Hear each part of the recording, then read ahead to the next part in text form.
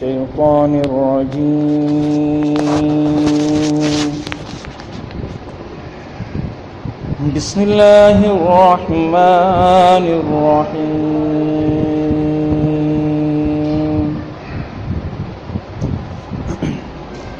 يا أيها الذين آمنوا اتقوا الله وقولوا قولا سديدا يصلح لكم أعمالكم ويغفر لكم ذنوبكم ومن يطع الله ورسوله فقد فاز فوزا عظيما إنا عرضنا الأمانة على السماوات والأرض والجبال فأبين أن يحملنها وأشفقن منها وحملها الإنسان إنه كان ظلوما جهولا ليعذب الله المنافقين والمنافقات والمشركين والمشركات ويتوب الله على المؤمنين والمؤمنات وكان الله غفورا رحيما صدق الله مولانا العظيم وصدق رسوله النبي الكريم ونحن على ذلك من الشاهدين والشاكرين والحمد لله رب العالمين. درود شریف پڑھ لیں. اللهم صل على سيدنا مولانا محمد وعلى آل محمد كما صليت على إبراهيم وعلى آل إبراهيم إنك حميد مجيد. اللهم بارك على محمد وعلى آل محمد كما باركت على إبراهيم وعلى آل إبراهيم إنك حميد مجيد. انتہائی قابل احترام خواتین و حضرات، اللہ تبارک و تعالیٰ کے کلام پاک سے 22ویں پارے کی سورہ احزاب کی آخری رکوع کی چند آیات آپ کے سامنے تلاوت کی گئیں. اللہ تبارک و تعالیٰ سے دعا کرتا ہوں کہ وہ مجھے سچ کہنے کی، ہم سب کو سمجھنے کی اور ہم سب کو ان آیات پر عمل کرنے کی توفیق عطا فرمائے. الحمدللہ ثم الحمدللہ. اللہ تبارک و تعالیٰ کے ہم پر بے شمار احسانات اور اس کا جتنا شکر ادا کریں ہمارے لیے بہت کم ہے کہ اللہ تبارک و تعالیٰ نے ہمیں زندگی میں ایک مرتبہ پھر رمضان المبارک کا مہینہ نصیب فرمایا اور پھر اس مہینے کے اندر قرآن سے وابستگی اور قرآن سے تعلق کو پیدا فرمایا. اس بات سے میں واقف ہوں کہ ٹنڈو محمد خان کی اس بستی کے اندر ہر سال رمضان المبارک کے مہینے میں ہماری بہنیں دورہ قرآن کا اہتمام کرتی ہیں اور آج اس دورہ اہتمام کے حوالے سے ختم قرآن ہے اور دعا کی تقریب ہے. تو یہ ہم سب کی خوش قسمتی ہے کہ اللہ تبارک و تعالیٰ نے ہمیں اس ماہ مبارک میں اپنے اس کلام پاک سے جوڑا بھی اور اس کے لیے دعوت دینے کا، لوگوں تک پہنچنے کا، لوگوں تک دعوت پہنچانے کا ہم سب کو موقع فراہم کیا. یہ بھی ایک حقیقت ہے کہ اس معاشرے میں بے شمار ایسے لوگ موجود ہیں کہ جن کے پاس اللہ تبارک و تعالیٰ کی یہ سعادت، یہ قرآن، یہ اللہ کے پیارے پیغمبر محمد مصطفیٰ صلی اللہ علیہ وسلم پر آنے والی وحی اپنے اپنے گھروں کے اندر موجود ہے، لیکن باوجود یہ کہ گھروں میں یہ قرآن موجود ہے، اس قرآن سے وہ تعلق موجود نہیں ہے جو اس قرآن سے تعلق ہمارا ہونا چاہیے. اور یہ بہت بڑی بدقسمتی ہے. اس قرآن پاک کو ہم نے اپنے گھروں کے اندر سجا کے رکھ دیا ہے، غلمانوں کے اندر اس کو ہم نے رکھا ہوا ہے، چادروں کے اندر اس کو لپیٹا ہوا ہے اور اس کی بڑی عزت بھی کرتے ہیں، تکریم بھی کرتے ہیں، محبت بھی کرتے ہیں، اس کو صاف بھی رکھتے ہیں، اس کو جھاڑتے بھی ہیں، اس کو آنکھوں سے بھی لگاتے ہیں اور اس کے لیے بڑی عقیدت کا اہتمام کرتے ہیں. لیکن معاملہ یہ ہے کہ اس قرآن پاک کا کیا صرف یہی ایک حق تھا کہ اس قرآن پاک کو اٹھا کر کسی طاق کے اوپر رکھ دیا جائے، کسی کپڑے کے اندر لپیٹ لیا جائے، کچھ خوشبوئیں اس کے اوپر لگا دی جائیں کہ یہ بڑا متبرک ہے، اس میں کوئی شک نہیں کہ قرآن سے بڑا اور متبرک کلام اس دنیا کے اندر کوئی نہیں ہو سکتا۔ پھر یہ بھی ایک تصور ہے کہ جس گھر کے اندر قرآن ہوگا اس کے اندر اثرات نہیں ہوں گے، جنات نہیں ہوں گے، اس گھر کے اندر اللہ رب العالمین کی رحمتیں ہوں گی، اللہ رب العالمین کی برکتیں ہوں گی۔ یہ بھی الحمدللہ ایک حقیقت ہے کہ رب قرآن پاک کی اس بدولت ہم اس طرح کے فسادات سے بھی بچے رہتے ہیں۔ لیکن معاملہ یہ کہ قرآن تو اس سے بہت بڑھ کر ہے۔ قرآن تو اللہ تبارک و تعالیٰ کا کلام ہے، جسے کلام اللہ کہا جاتا ہے، اللہ کی گفتگو کہا جاتا ہے، اور یہ تو انسانی زندگیوں کے اندر انقلاب برپا کرنے والی کتاب ہے، تبدیلی پیدا کرنے والی کتاب ہے۔ یہ تو روحوں کو مسخر کرنے والی، جسموں کو مسخر کرنے والی، جبینوں کو جھکانے والی، سجدوں میں گرانے والی، آنکھوں سے آنسو بہانے والی کتاب ہے۔ اس کے کلام کو جس نے سنا اس کی زندگی میں انقلاب آ گیا، اس کے اندر تبدیلی آ گئی۔ اور معلوم تو یوں ہوتا ہے کہ یہ تو ایک ایسا ہتھیار ہے کہ جس سے ہم شیطان کے قلعوں کو مسمار کر سکتے ہیں، لیکن معاملہ ہمارا یہ ہے کہ اللہ رب العالمین نے ایک ایسا بڑا ہتھیار ہمارے حوالے کر دیا ہے، ایسی بڑی قوت ہمارے حوالے کر دی، اور ہم ہیں کہ اس سے مچھروں کو مارنے والا کام کرتے ہیں، ہم تو جنوں کو اور بھوتوں کو بھگانے والا کام کر رہے ہوتے ہیں، ہم تو اثرات کو ختم کرنے والا کام کر رہے ہوتے ہیں۔ اس قرآن سے جتنا استفادہ کیا جائے، جتنا اس سے لوگوں کو مستفید ہونا چاہیے، جس لوگوں کو فائدہ حاصل کرنا چاہیے، ہم یہ دیکھتے ہیں کہ زندگی میں قرآن پاک سے وہ استفادہ حاصل کرنے والی صورتحال ہمارے اندر موجود نہیں ہے۔ اللہ کے پیارے پیغمبر آقا نامدار حضرت محمد مصطفیٰ صلی اللہ علیہ وسلم نے فرمایا کہ خیرکم من تعلم القرآن وعلمہ، خیر ہے وہ جس قرآن پاک کا تعلم کا کام کرتا ہے، تعلیم کا کام کرتا ہے، اس کا پیغام پہنچانے کا کام کرتا ہے، اور جو اس کے علم کو حاصل بھی کرتا ہے اور اس کے علم کو اختیار بھی کرتا ہے۔ اللہ کے پیارے پیغمبر آقا انعامدار حضرت محمد مصطفیٰ صلی اللہ علیہ وسلم کے اس حدیث کے مطابق انسانوں میں سب سے بہتر انسان وہ ہوگا جسے قرآن حاصل ہو گیا، اور قوموں میں سب سے بہتر قوم وہ ہوگی جسے قرآن حاصل ہو گیا۔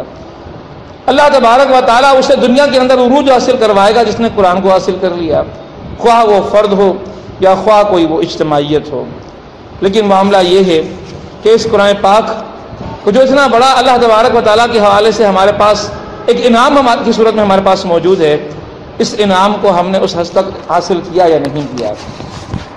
آج جو آیات میں نے آپ کے سامنے تلاوت کی، ان آیات میں اللہ تبارک و تعالیٰ نے یہی بات فرمائی ہے کہ انا عرضنا الامانۃ علی السماوات والارض، بے شک ہم نے یہ جو امانت ہے قرآن پاک کو رب کائنات نے یہاں امانت اس کو قرار دیا ہے، اس امانت کو ہم نے علی السماوات والارض، آسمانوں کے حوالے کرنے کی بات کی، زمین کے حوالے ہم نے کرنے کی بات کی، والجبال، پہاڑوں کے حوالے ہم نے کرنے کی بات کی، فابین ان یحملن واشفقن منها، تو ان تمام کی تمام مخلوقات نے، جس میں آسمان شامل ہے، جس میں زمین شامل ہے، جس میں پہاڑ شامل ہیں، انہوں نے کہا کہ اس کو ہم برداشت نہیں کر سکتے، ہم تو پھٹ جائیں گے، ہم اس کے متحمل نہیں ہو سکتے، اس بار کو اٹھانے کے ہم قابل نہیں ہیں۔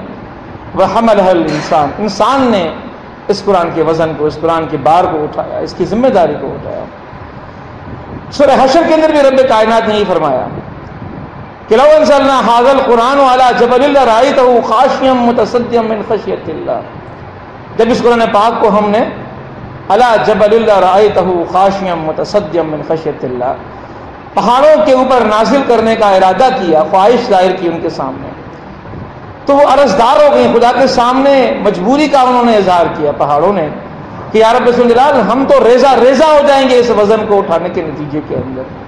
آپ ذرا تصور کریں کہ یہ اتنے مضبوط پہاڑ جو ہزاروں فٹ بلندی کے پر واقع ہوتے ہیں، جو اتنے چوڑے ہوتے ہیں، جو پتھر ہوتے ہیں، وہ کہتے ہیں کہ ہم اس کو اٹھا نہیں سکتے۔ لو انزلنا هذا القرآن على جبل لرأيته خاشعا متصدعا من خشية الله، اللہ رب العالمین نے یہ ذمہ داری جب انسان کے حوالے کی تو انسان نے اس ذمہ داری کو اٹھایا، یعنی کہ وہ ہم ان لوگوں میں سے ہیں کہ وہ حملها الانسان، انسان نے اس کو اٹھایا، انسان نے اس ذمہ داری کو اٹھانے کا وعدہ رب کائنات سے کیا۔ آج جب ہم اس قرآن پاک کے حوالے سے بات کرتے ہیں تو ہمیں اس پہلو سے دیکھنا ہوگا کہ ہم نے اس قرآن پاک کے وزن کو، اس کی ذمہ داری کو، اس بار کو اٹھانے کا کس قدر حق ادا کیا ہے۔ تو قرآن کے حقوق کے حوالے سے اگر ہم بات کریں تو قرآن پاک کے حقوق کے اندر قرآن پاک کے اندر جو قرآن پاک کے حقوق بیان ہوتے ہیں وہ دراصل 5 حقوق ہیں، اور ان حقوق کے حوالے سے پھر حدیث پاک کے اندر یہ بھی آتا ہے کہ میدان حشر ہوگا، یہ ساری انسانیت اللہ تبارک و تعالیٰ کی بارگاہ کے اندر کھڑی ہوئی ہوگی، اور یہ تصور کریں کہ یہ میدان حشر کا معاملہ کیا ہوگا، انسان کس حال کے اندر ہوگا۔ انسان کے سامنے یہ ساری حقیقت آشکار ہو چکی ہوگی، انسان رب کے سامنے کھڑا ہوا ہوگا اور خوف کا عالم ہوگا، گرمی کا عالم ہوگا، سورج سوا نیزے پہ آ چکا ہوگا، انسان پسینے میں شرابور ہوگا، کوئی پسینے کے اندر اس کی پنڈلیاں، کسی کے گھٹنے، کوئی کمر تک اس کے اندر اور کوئی حلق تک اس کے اندر ڈوبا ہوا ہوگا۔ یہ انسان کی کیفیت ہوگی۔ اور انسان دنیا کے اندر جتنے بھی وہم و گمان کے اندر مبتلا تھا، جتنا بھی قرآن کے اندر بیان کیے گئے قیامت کے واقعات کو وہ جھٹلاتا رہا، یا یہ کہتا رہا کہ جب ہوگا دیکھا جائے گا، وہ اطمینان اور تسلی جو اس کو ہونی چاہیے تھی وہ نہیں تھی۔ لیکن جب یہ میدان حشر برپا ہو چکا ہوگا تو اس میدان حشر کے برپا ہونے والے دن انسان کے سامنے یہ ساری حقیقتیں آشکار ہو چکی ہوں گی، اور وہ تو اب مجرموں کی طرح جھکائے ہوئے سر کے ساتھ پشیمانی کے عالم میں رب کائنات کے سامنے کھڑا ہوا کہ میرا تو پتہ نہیں اب کیا حشر ہونے والا ہے، کہ ایسے میں قرآن پاک انسان کے خلاف فریادی ہو کر کھڑا ہو جائے اور رب کائنات سے کہے کہ اے اللہ رب العالمین، اس انسان سے میرا حساب لے کہ تو نے ایک نعمت کے طور پہ مجھے ان کے حوالے کیا تھا، ان لوگوں نے میرے حق کو ادا نہیں کیا۔ آپ تصور کریں کہ قرآن خدا کو کتنا محبوب ہے، خدا کا کلام ہے، خدا کا احسان ہے، خدا کا انعام ہے، یہ تامک توئیوں میں بھٹکے ہوئے انسانوں کے لیے نور ہدایت ہے رب کائنات کی طرف سے۔ یہ محمد مصطفیٰ صلی اللہ علیہ وسلم کی زندگی، ان کے اسوے پر چلنے کا ایک قرآن ہمارے پاس طریقہ کار ہے کہ اما عائشہ رضی اللہ تعالی عنہا سے کسی نے پوچھا کہ آپ صلی اللہ علیہ وسلم کا اخلاق کیسا تھا؟ آپ نے یہی فرمایا کہ قرآن محمد مصطفیٰ صلی اللہ علیہ وسلم کا اخلاق تھا۔ آپ صلی اللہ علیہ وسلم کے حوالے سے کوئی بھی سوال کیا جائے، قرآن اس کا جواب دیتا ہے۔ تو قرآن تو سیرت مصطفیٰ ہے، قرآن تو تفسیر ہے محمد مصطفیٰ صلی اللہ علیہ وسلم کی زندگی۔ آپ نے جو زندگی گزاری وہ بعین ہی ہم قرآن کے اندر اس کو دیکھ سکتے ہیں۔ تو اگر کوئی شخص میں سے یہ چاہتا ہو کہ میں ایک سچے اور پکے مسلمان والی زندگی گزاروں، ایک ایسی زندگی گزاروں جس میں کوئی تردد نہ ہو، جس میں کوئی شک نہ ہو، تو اس کو قرآن پاک کے مطابق زندگی گزارنی چاہیے، کیونکہ میرے محمد کی زندگی قرآن کی زندگی تھی، حرف بحرف قرآن کی زندگی تھی۔ تو یہ قرآن اپنے حقوق کے بارے میں قیامت کے روز ہمارے خلاف اللہ کی بارگاہ میں اپیل کرے گا، مقدمہ دائر کرے گا، فریاد کرے گا۔ اور یہ فریاد کیا ہوگی؟ اس فریاد کے اندر 5 انسان سے سوال ہوں گے۔ قرآن کے 5 حقوق کے بارے میں انسان سے پوچھا جائے گا۔ سب سے پہلا سوال تو یہ ہوگا کہ تم قرآن کے اوپر ایمان لائے؟ قرآن پر ایمان کی بات ہوگی۔ دوسری بات یہ ہوگی کہ اگر تم اس قرآن پر ایمان لائے تو کیا تم نے اس قرآن کو پڑھا؟ اگر نہیں پڑھا تو اللہ کی بارگاہ کے اندر انسان جواب دائے۔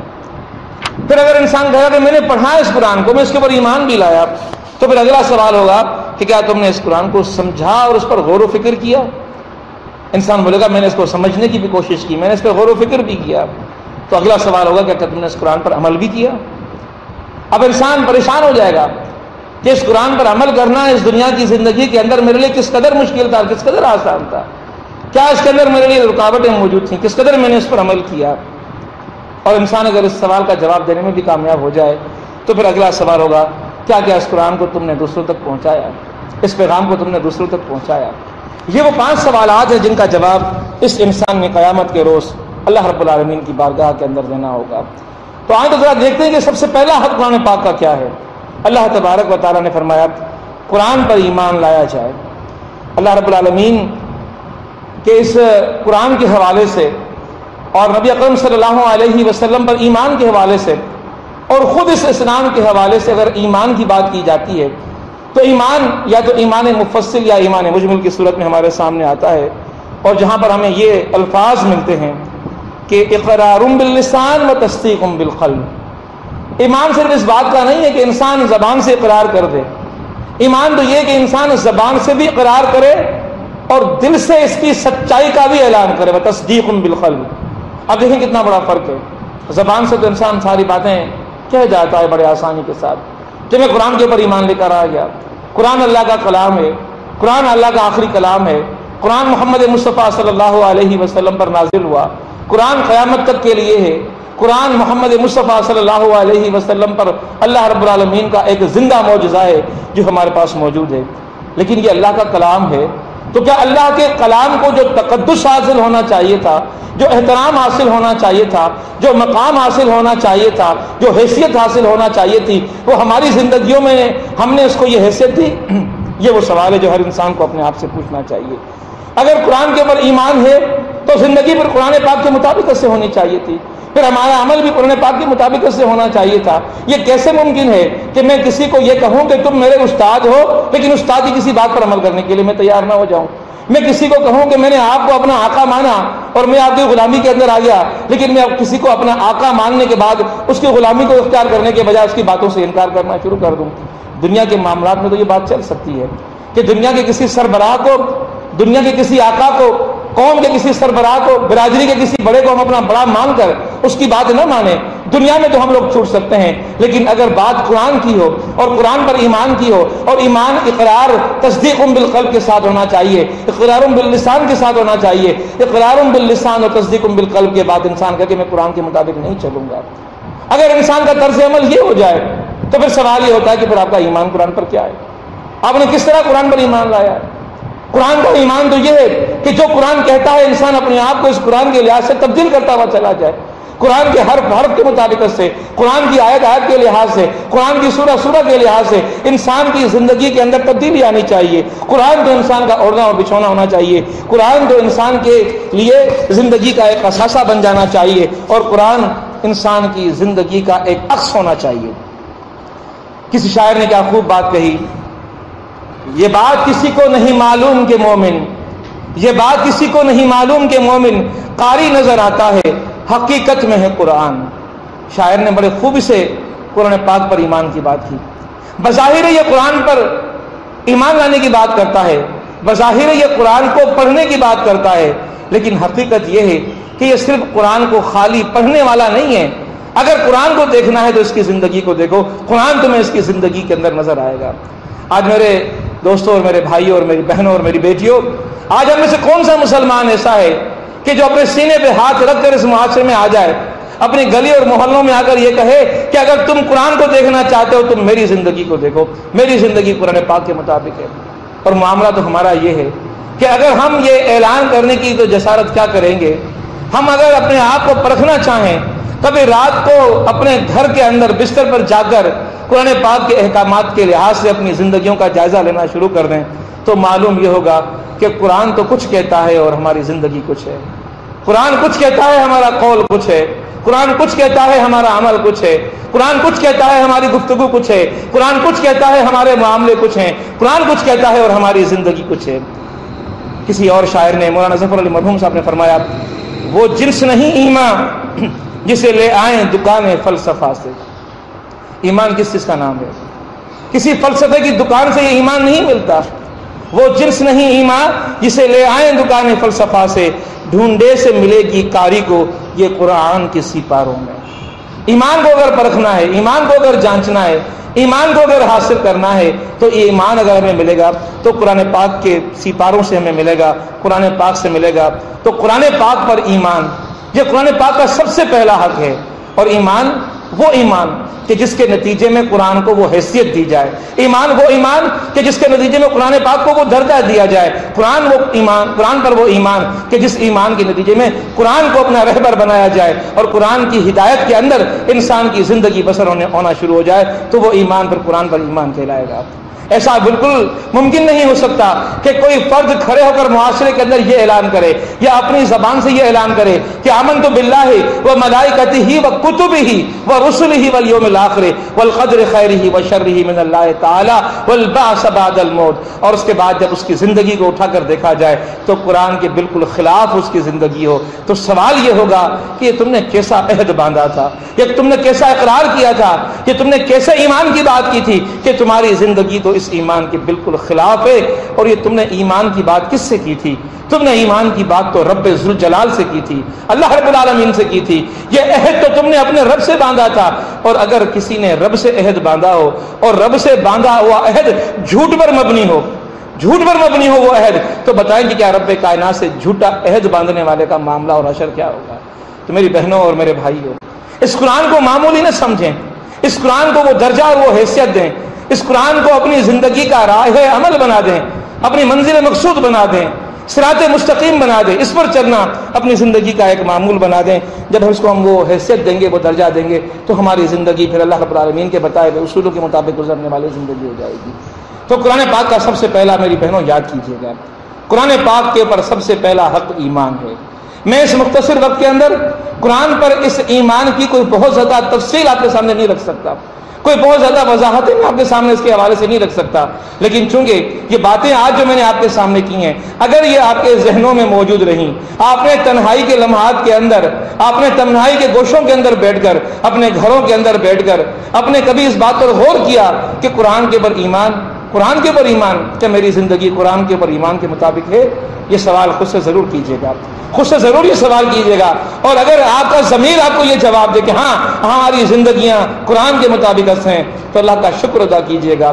اور اگر یہ محسوس ہو کہ ہماری زندگیاں قرآن کے مطابق نہیں ہیں, تو ضرور سجدوں میں گر جائیے گا, ضرور خدا کے سامنے گڑ گڑائیے گا, خدا سے توبہ کیجیے گا, خدا سے استغفار کیجیے گا کہ اللہ رب العالمین اس قرآن کے مطابق ہماری زندگیوں کو بنا دے. قرآن پاک کا دوسرا حق یہ ہے, قرآن پاک کی تلاوت کی جائے. اللہ تبارک و تعالیٰ کے پیارے پیغمبر آقا نامدار حضرت محمد مصطفیٰ صلی اللہ علیہ وسلم نے فرمایا کہ جس شخص کو قرآن جیسی دولت عطا ہوئی اور پھر بھی اس کے دل میں یہ خیال پیدا ہوا کہ کسی کو اس سے بڑھ کر نعمت ملی, اس نے قرآن کی قدر و منزلت کو نہیں پہچانا. قرآن کی دولت مل جائے یعنی کسی کو قرآن پڑھنا نصیب ہو جائے. ہمارے معاشروں کے اندر کئی لوگ ایسے ہیں جن کو قرآن پڑھنا نہیں آتا. ہمارے معاشروں کے اندر کئی لوگ ایسے ہیں جو قرآن پاک کو عربی میں نہیں پڑھ سکتے. کئی لوگ ایسے ہیں جو قرآن پاک کو اردو کے اندر نہیں پڑھ سکتے. لیکن کیا آج کے اس دور میں ایسا ممکن ہے کہ کوئی قرآن کو نہ سن سکے؟ جب ہمارے موبائلز کے اندر دنیا بھر کے گانے بھرے ہوئے ہوتے ہیں, قوالوں کی قوالیاں بھری ہوئی ہوتی ہیں, نعت خوانوں کی نعتیں بھری ہوئی ہوتی ہیں, گانے والوں کے گانے بھرے ہوئے ہوتے ہیں, تو کیا میرے محمد پر نازل ہونے والی وحی جو جبرائیل امین لے کر آئے, اور جو سب سے پہلی زبان محمد مصطفیٰ کی زبان جس سے یہ قرآن کے الفاظ ادا ہوئے, تو کیا ان الفاظ کی قرآن پاک کی صورت کے اندر ہمارے موبائلوں کے اندر موجود ہونا, ہمارے DVDs کے اندر موجود ہونا, ہمارے گھروں کے اندر موجود ہونا, اس سے شغف رکھنا, اس سے تعلق رکھنا, اس سے وابستگی رکھنا اور اس کو سننا, کیا اس کا اہتمام ہمارے گھروں کے اندر نہیں ہو سکتا؟ ہم اس کا اہتمام اپنے گھروں کے اندر کر سکتے ہیں. لیکن معاملہ یہ ہے کہ جب تعلق ایسا بن جائے, اللہ رب العالمین قرآن پاک کے اندر فرماتا ہے کہ الذین آتیناہم الکتاب یتلونہ حق تلاوتہ, یعنی جن لوگوں کو ہم نے کتاب عطا فرمائی وہ اس کی تلاوت کرتے ہیں جیسا کہ اس کی تلاوت کا حق ہے. میرے بہنوں اور میرے بھائیوں, اللہ تبارک و تعالیٰ نے قرآن پاک کے اندر فرمایا جن لوگوں کو ہم نے کتاب عطا فرمائی, الذین آتیناہم, جن کو ہم نے عطا کی کتاب, یتلونہ, اس کی تلاوت کرتے ہیں. وہ لوگ اس طرح تلاوت نہیں کرتے کہ جس طرح مکھیاں بن بنا رہی ہوں, بھاگے دوڑے انسان قرآن کو پڑھا جا رہا ہو, افراتفری کا عالم ہو, ایسے جیسا کہ فوج پیچھے لگی ہوئی ہو, ایک دوڑ لگی ہوئی ہو, انسان قرآن پڑھ رہا ہے جسے ختم پہ ختم مجھے کرنا ہے. رب کائنات فرماتا ہے کہ حق کا تلاوت ہی, جس طرح اس کی تلاوت کی جائے, جس طرح اس کو پڑھا جائے, اس طرح اس کو پڑھنے کا حکم رب کائنات کی طرف سے. صرف یہی نہیں کہ انسان پڑھے, بلکہ کوشش یہ کرے کہ خوش الہانی سے قرآن پاک کو پڑھے, میٹھے الفاظ کے اندر قرآن پاک کو پڑھے, دل سوزی کے ساتھ قرآن پاک کو پڑھے اور دل کی پوری آواز کے ساتھ قرآن کو پڑھے.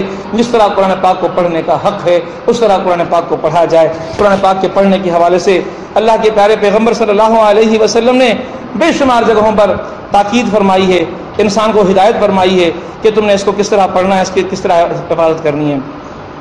قرآن پاک کے حوالے سے بات بھی ذہن میں رکھیں کہ اس کی تلاوت انسان کی روح کی نشو و نما کرتی ہے, اسے تر و تازہ رکھنے کا ایک اہم ذریعہ بھی ہے. یعنی کہ اس بات کو اگر انسان محسوس کر لے کہ انسان اگر اس دنیا کے اندر آیا ہے تو دو طرح کے وجود ساتھ لے کر آیا ہے. ایک انسان کا جسمانی وجود ہے, اس جسمانی وجود کو زندہ رکھنے کے لیے انسان کو غذا کی ضرورت ہے. انسان کو مشروبات کی ضرورت ہے، انسان کو پانی کی ضرورت ہے، انسان کو آرام کی ضرورت ہے، تو کیا صرف اسی کو زندہ رکھنے کی ضرورت ہے؟ اس جسم کے ساتھ اللہ تبارک و تعالیٰ نے ایک روح بھی رکھی ہے جو انسانی وجود کا ایک حصہ ہے، تو اس انسانی وجود کی اس روح کو زندہ رکھنے کا اگر کوئی ذریعہ ہو سکتا ہے تو وہ تلاوت قرآن پاک ہو سکتی ہے۔ اب معاملہ یہ ہے کہ ہم جن معاشروں کے اندر رہتے ہیں ان معاشروں میں تلاوت قرآن پاک کا اہتمام نہ ہونے کے برابر ہے، تو معاملہ پھر یہ ہے کہ وہ روح جو اللہ رب العالمین کی عظمت اور اس کی بلندیوں کی طرف انسان کو لے کر چلی جاتی ہے، یہ روح جو انسان کو نیکیوں کی طرف لے کر چلتی ہے، یہ روح جو اللہ کی رضا کی طرف انسان کو لے کر چلتی ہے، انسان اس کی قوت کے لیے، اس کی زندگی کے لیے اپنی زندگی کے اندر کوئی اہتمام ہی نہیں کرتا۔ اس کو تو زندگی ملتی ہے قرآن کی تلاوت سے، اس روح کو تو زندگی ملتی ہے اللہ تعالیٰ کی اطاعت سے، فرمان برداری سے، نماز سے اور نیکی کے کاموں سے، لیکن معاملہ یہ ہے کہ جسم کو غذا دینے کا اہتمام تو انسان بار بار کرتا ہے، سارا دن لگا دیتا ہے، ہماری مائیں اور بہنیں سارا دن باورچی خانوں کے اندر لگا دیتی ہیں اس جسم کی غذا کے لیے، لیکن روح کی غذا کے لیے قرآن کی محفل میں بیٹھنا یہ خدا ہمیں نصیب کر دے تو ہماری روح کو بھی وہ توانائی اور وہ قوت حاصل ہو جائے گی کہ جس کے نتیجے میں بڑی تبدیلیاں آ جائیں گی۔ ہمارے حوالے سے ہمارے مشاہدے کے اندر ایسے کئی مقامات ہیں جہاں پر لوگوں نے اپنے گھروں کے اندر تعلیم کا کوئی بہت بڑا بندوبست نہیں کیا۔ بعض مائیں ایسی ہم نے دیکھی کہ جو قرآن سے شغف رکھتی ہیں، انہوں نے قرآن اٹھایا، بچوں کے سامنے قرآن کی تلاوت کو اپنا معمول بنا لیا۔ میرے سامنے ایک ایسی خاتون بھی موجود ہے جو میرے اپنے گھر کے اندر موجود ہیں، روزانہ صبح 10 سے لے کر تلاوت کا سلسلہ، 11 ساڑھے 11 12 بجے تک قرآن کا سلسلہ، عصر سے لے کر مغرب تک قرآن کی تلاوت کا سلسلہ۔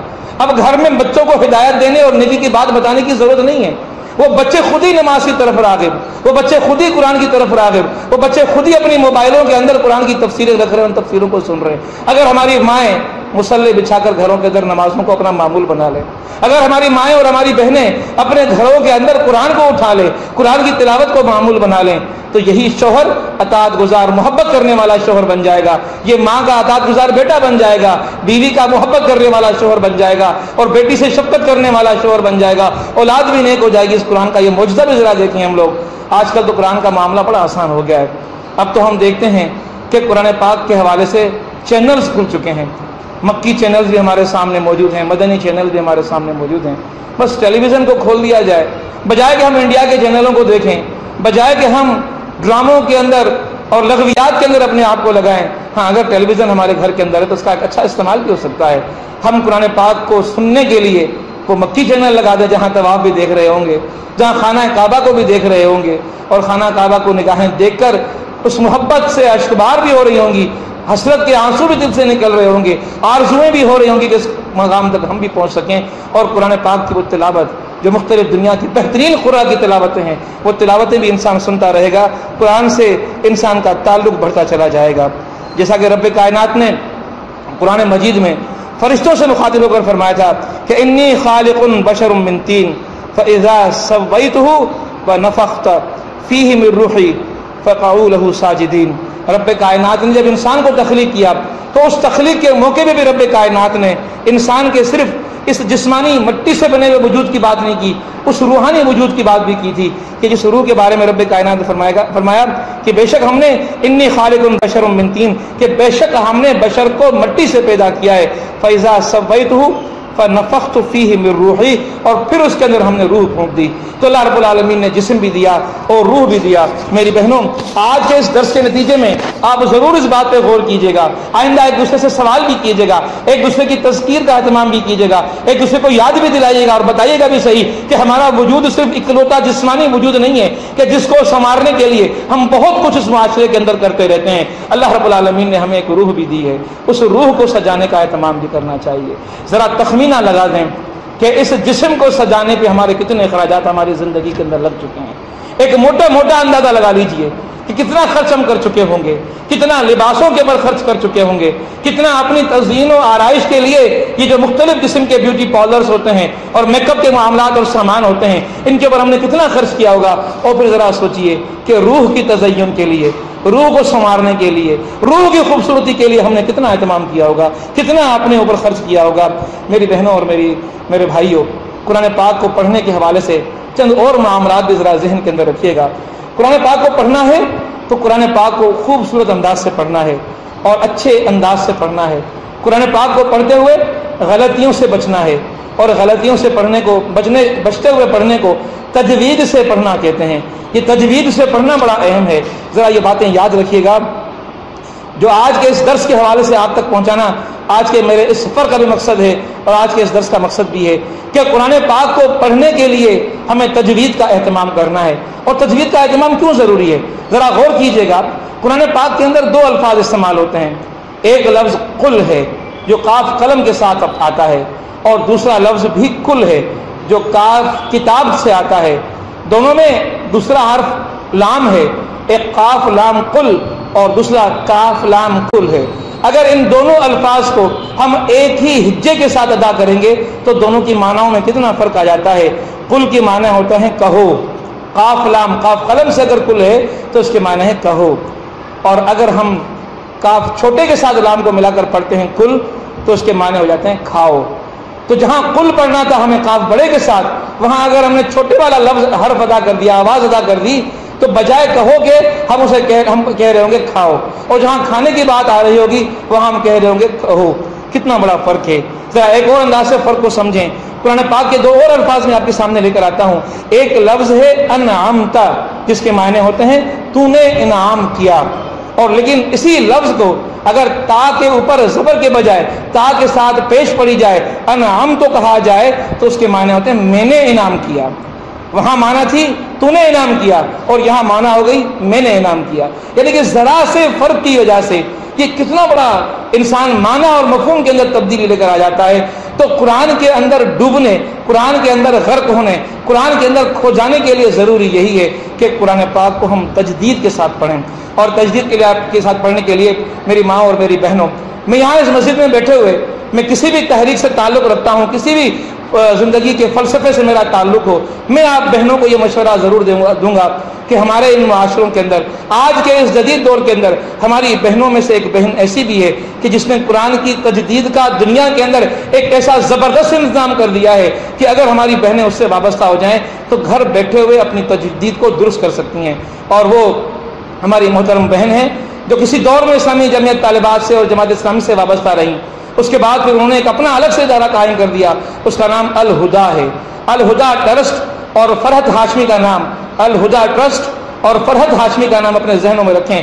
اس کی ویب سائٹ کو کھول رہے ہیں. آج اس کی ویب سائٹ موبائلوں میں کھولنا بہت آسان ہے. اس کے سافٹ ویئرس کو اپنے گھروں کے اندر کمپیوٹروں میں رکھ سکتے ہیں. آج 4,000 ساڑھے 4,000 5,000 10,000 تک انسان کمپیوٹر حاصل کر لیتا ہے. 5-10 ہزار کے اندر موبائل آ جاتا ہے جس میں یہ سارے کا سارا ویب سائٹ اس کے اندر آ سکتی ہے. اور ویب سائٹ کے اندر تجوید کے سارے اسباق آ سکتے ہیں. اور کسی استاد کے پاس جائے بغیر بھی انسان گھر میں بیٹھے ہوئے بھی تجوید کے ان چیزوں کو سیکھ سکتا ہے. تو تجوید کو سیکھنے کا اہتمام ہم اپنے گھروں کے اندر بھی کر سکتے ہیں. اور اگر کہیں ہمیں استاد مل جاتا ہے، کوئی ہماری ماں اور بہن ہمیں ایسی ہے کہ جو ہمیں تجوید سکھا سکے، کوئی قاری حضرت ایسا ہمیں مل جائے کہ جو پردے سے ہمیں اس کا اہتمام کر کے سکھا دے، تو یقیناً ہماری زندگیوں کے اندر ہم قرآن کو صحیح مفہوم کے ساتھ اور معنی کے ساتھ پڑھنے کے قابل ہو سکیں گے. اب دوسری بات جو میں آپ کے سامنے کروں گا قرآن پاک کو پڑھنے کے حوالے سے، یاد رکھیے گا کہ آج کی جو باتیں ہیں میں نکات کی صورت میں آپ سے سنوں گا. اور جو میری بہنیں اوپر بیٹھی ہوئی ہیں اور جو میرے بھائی یہاں بیٹھے ہوئے ہیں، ان میں سے میں ایک فرد کو یہاں پر اور ایک بہن کو وہاں پر اس درس کا انچارج مقرر کروں گا. کوئی وہاں بہنوں میں سے کوئی بہن اپنا ہاتھ اٹھا کے اس اپنی پورے آج کے درس کے حوالے سے ایک مانیٹر بن جائے وہاں پر. اور اس کے بعد جب میرا درس مکمل ہوگا تو اس کا کام یہ ہوگا کہ وہ ساری بہنوں سے پوچھے گی کہ آج اس بھائی نے جو درس میں باتیں کی تھیں وہ کون کون سی باتیں کی تھیں. یاد رکھیے گا میں نے کوئی بہت زیادہ باتیں آپ کے سامنے ابھی تک نہیں کی ہیں. میں نے سب سے پہلی بات جو آپ کے سامنے کی تھی وہ قرآن کی عظمت کی اور اس کی حیثیت کی بات کی تھی. اس کے بعد جو میں نے دوسری بات آپ کے سامنے کی ہے وہ قرآن پاک کے حقوق کی بات کی ہے. اور قرآن پاک کے حقوق میں سب سے پہلا جو حق میں نے آپ کے سامنے بیان کیا وہ قرآن پاک پر ایمان کے حوالے سے میں نے آپ کے سامنے بات کی تھی. اور قرآن پاک کے پر ایمان کے بعد جو پہلی بات میں نے آپ سے کی، اس کے بعد جو دوسری بات میں نے آپ کے سامنے رکھی تھی وہ قرآن پاک کی تلاوت کی بات کی تھی. اور قرآن پاک کی تلاوت کے اندر جو باتیں میں آپ سے کر رہا ہوں اس میں پہلی بات میں نے آپ سے تجوید کی بات کی ہے. تجوید کے بعد قرآن پاک کے حوالے سے جو دوسری بات میں آپ سے کرنا چاہوں گا وہ باطنی اور ظاہری آداب ہیں. یعنی قرآن پاک کو پڑھنے کے حوالے سے باطنی آداب بھی ہوتے ہیں اور ظاہری آداب بھی ہوتے ہیں. باطن وہ ہوتا ہے جس کو دیکھا نہیں جاتا، یعنی کہ ہمارے اندر کی باتیں، ہمارے دل کی کیفیات، ہمارے اندر جو ہمارا وجود ہے، قرآن پاک کو اٹھاتے ہوئے ہمارے وجود پر کیا اثرات مرتب ہو رہے ہیں، کیا خشیت ہمارے اندر پیدا ہو رہی ہے، کوئی خوف پیدا ہو رہی ہے، کوئی خوف پیدا ہو رہا ہے، کیا ہمارے اندر یہ احساس پیدا ہو رہا ہے کہ ہم کس کے کلام کو اٹھا رہے ہیں؟ کیا ہمارے اندر یہ احساس پیدا ہو رہا ہے کہ ہم کس کلام کو اٹھا رہے ہیں؟ انسان کے جسم کے اوپر کپ کپی کا طاری ہونا، ایک خشیت کا طاری ہونا، ایک خوف کا طاری ہونا، قرآن کی ہیبت اور قرآن کی عظمت کا احساس انسان کے وجود کے اندر بھی۔ اور ظاہری آداب کیا ہیں؟ ظاہری آداب میں یہ ہے کہ انسان جب قرآن پاک کو اٹھائے اور پڑھے تو اٹھانے سے پہلے انسان کو باوضو ہونا چاہیے، انسان کو قبلہ رو ہو کر بیٹھنے کی کوشش کرنی چاہیے، انسان کو اعوذ باللہ من الشیطان الرجیم اور بسم اللہ الرحمن الرحیم کہہ کر قرآن پاک کے حوالے سے اپنے قرآن پاک کے کلام کی اور تلاوت کا آغاز کرنا چاہیے۔ یہ دونوں انسان کے اندر احساسات موجود ہونا چاہیے کہ باطنی اور ظاہری آداب، یہ آداب انسان اس کو ملحوظ رکھے۔ اب میں قرآن پاک کی تلاوت کے حوالے سے تیسری بات آپ کے سامنے کرنا چاہتا ہوں، وہ یہ ہے کہ قرآن پاک کو ہم سال میں ایک مرتبہ رمضان کے مہینے میں پڑھنے کے بجائے قرآن پاک کو روزانہ پڑھنا اپنا معمول بنا دیں۔ یہ ضروری ہے کہ ہم قرآن پاک کو روزانہ مکمل کریں، کیونکہ حدیث میں یہ آتا ہے کہ کم سے کم بھی 3 دن کے اندر قرآن پاک کو ختم کرنا چاہیے۔ 3 دن سے کم قرآن پاک کو پڑھنے کی کوئی ہمیں جو ہے نا وہ ہدایت نہیں ملتی، کوئی رہنمائی نہیں ملتی، ایک طرح سے ممانعت ہمیں ملتی ہے۔ لیکن قرآن پاک کو کتنا روز پڑھا جائے یہ بھی انسان کے اپنے بس کے اندر ہے۔ جو پڑھ نہیں سکتا وہ قرآن کو سن سکتا ہے، اور سن اس طرح سکتا ہے کہ موبائل کے اندر آج پوری قرآن کی تلاوت آ جاتی ہے، بہترین سے بہترین قاری کی تلاوت آ جاتی ہے۔